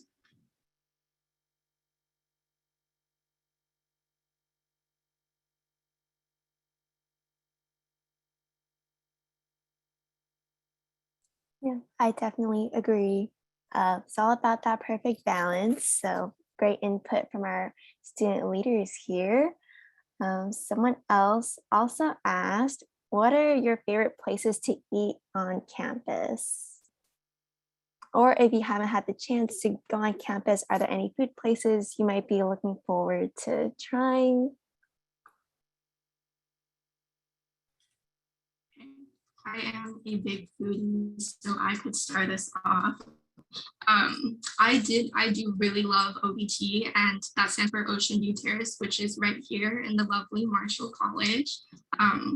But I found I got tired of pizza a lot, and some of the food counters had interesting hours, so it was like hard to find the time to actually get food rather than just bagels or coffee, which, don't get me wrong, I love, but to get actual sustainable food, I really enjoyed going to Pines, or I'm blanking on the name right now, but the dining hall in ERC, which Pines and ERC are like the closest. Back when we were in person, they were the closest, but now I believe New Sixth is the closest to Marshall. So when we are, oh, thank you, Jenny, Cafe Montanas. Yes, I did love that one.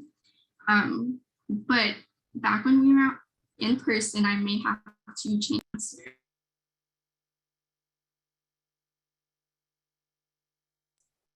Add on a little bit. So one of the new dining places at the new Sixth College is called, I believe, Blue Bowl.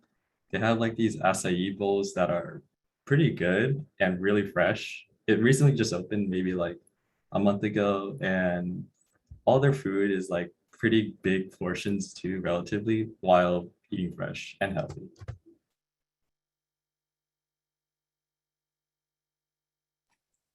I've also loved Ocean View Terrace in Marshall. The Pines has been really good. And then I've also really loved Ravel's 64 Degrees, which is really nice because all these different dining halls are all over campus. So you can go to wherever's closest to your classes or whatever's like right outside your residence area. And I think I also had the chance to visit the new Six dining halls, and they are pretty nice. There's a taco place that I really like, but I don't know if it can compete with Taco Stand in La Jolla. Just gonna put that out there. For me, I haven't gotten a chance to eat a lot on campus, but I do enjoy going to like the Whole Foods Hot Bar that's like right next to our campus. They have a lot of like vegan food that's really good, and also the Yogurt World that is on campus. They have a lot of dairy-free options. If anybody has like a dairy allergy or like a lactose intolerance, that place is really good because they have a lot of like, you know, dairy-free options and vegan options. And they also give samples, so I really appreciate that place. Yeah, I'd also like to chime in on this one, but in terms of getting food actually off campus, UC San Diego actually does offer grocery shuttles. So it's basically a free shuttle for UC San Diego students, which takes them from campus to the grocery stores in the La Jolla Village Square area, as well as over in Convoy, where some of the other grocery stores available in San Diego are located, such as H Mart and 99 Ranch. I'm gonna go ahead and drop the link in the chat that can provide more information on those grocery shuttles. So I really enjoyed utilizing those. But yeah, as for closing our student panel, I'd actually like to have everyone on the panel answer this if y'all are willing. But let me pull up the question. Got to do a bit of scrolling here. All right. So for our final question, what has been your most memorable moment at UCSD? And we can go ahead and do the same order that we've been doing student leaders. So Ethan, if you wanted to start us off. Yeah, for sure. So my most memorable moment was technically actually happening in week 0, which is, I believe, in a couple of weeks. We call that Welcome Week, where we have a bunch of activities for our first year and this year, second year students, where we all get to like interact with each other, meet people around us. And before the COVID times, at the end of week 0, we had this little concert area called Fall Y'all, where we can have like a bunch of cool artists. And that was like my memorable moment because I haven't been to like a major concert before, and that was my first time. It was great going to the concert and listening to great music with friends. So I saw this question earlier and I was just thinking about this in the back of my head throughout this panel, and it's so hard just picking one. But I think one memory that really stands out for me is, I'm not quite sure if it was a welcome week activity, but Marshall has this, I think it's like an open mic night or whatnot. And I just went with like a bunch of my suite mates, and then they somehow convinced me to get on stage. It was the 3 of us. And just being up on stage, like having to like sing or say something was just so out of character for me. So doing that with them was very memorable.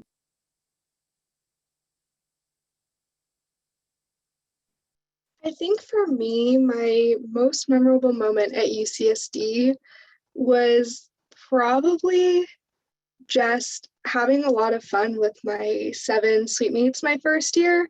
There were a lot of late night adventures that we did, or we would watch shows at night with each other after classes. And I really, really enjoyed that. But as far as an organized event, I want to say First Friday or an Olympics was my favorite, and that was during Welcome Week. And I just really enjoyed meeting people during those. So my most memorable moment at UCSD, I actually transferred during the pandemic. So I've been at UCSD online this whole time, but I have gone a few times. But I think my most memorable moment will be tomorrow, because tomorrow I'm moving into one of the college apartments, and I'm moving in with my neighbor here in San Diego, who is an RA and I'm an orientation leader. And we're going to be moving in together. So it's going to be really exciting. It'll be my first official day. So I think that will be my most memorable and first memory at UCSD. It's also really hard to pin down an exact one because there's just honestly so many awesome moments. One that comes to mind from my first year was my suite mate at the time, who was then my roommate for the past 2 years. We decided to journey all across the campus to figure out which campus markets sold dollar ice cream. At the time, after doing our search, we realized only 2 of them out of the like 7 or 8 of them did, but we still went all over campus. And other really awesome memories have also just been in the groups I've been a part of, like rehearsals for your musical or practices with my team, or also just like training and doing orientation with the orientation leaders. It's like you can find community and memories pretty much everywhere. Yeah. Yeah, thanks for sharing, y'all. I was also going to plug the orientation leader experience as probably one of my most memorable moments here at UC San Diego. I've been involved with this program for a couple of years now, and each year it's probably the most fun time of the year, just being able to work alongside our amazing orientation leaders. And I just think the team is such a welcoming community that really fosters that growth mindset. And so, yeah, we're all super duper excited to introduce you all and your students to our Marshall family. So yeah. I think that about wraps it up for our student panel. So thank you again to Ethan, Alexis, Bree, Juliet, and Sammy for sharing y'all's experiences with UC San Diego. And for all our family and parents here tonight, maybe one of your students will be in these amazing orientation leaders groups. So we look forward to that. Awesome. We can move to the next closing slide. So yeah, that concludes tonight's new parent and family welcome. We want to thank you all again for joining us in today's session. Again, the recording of this session will be made available to you all next week. And in the meantime, if you have any further questions or you'd like to learn more about anything that we've discussed in the session, we'll be dropping a PDF in the chat that includes various resources as well as points of contact that you all can reach out to if needed. So that wraps it up. So thank you all again, and we're thrilled to have you all join our TMC family. Have a great evening, everyone.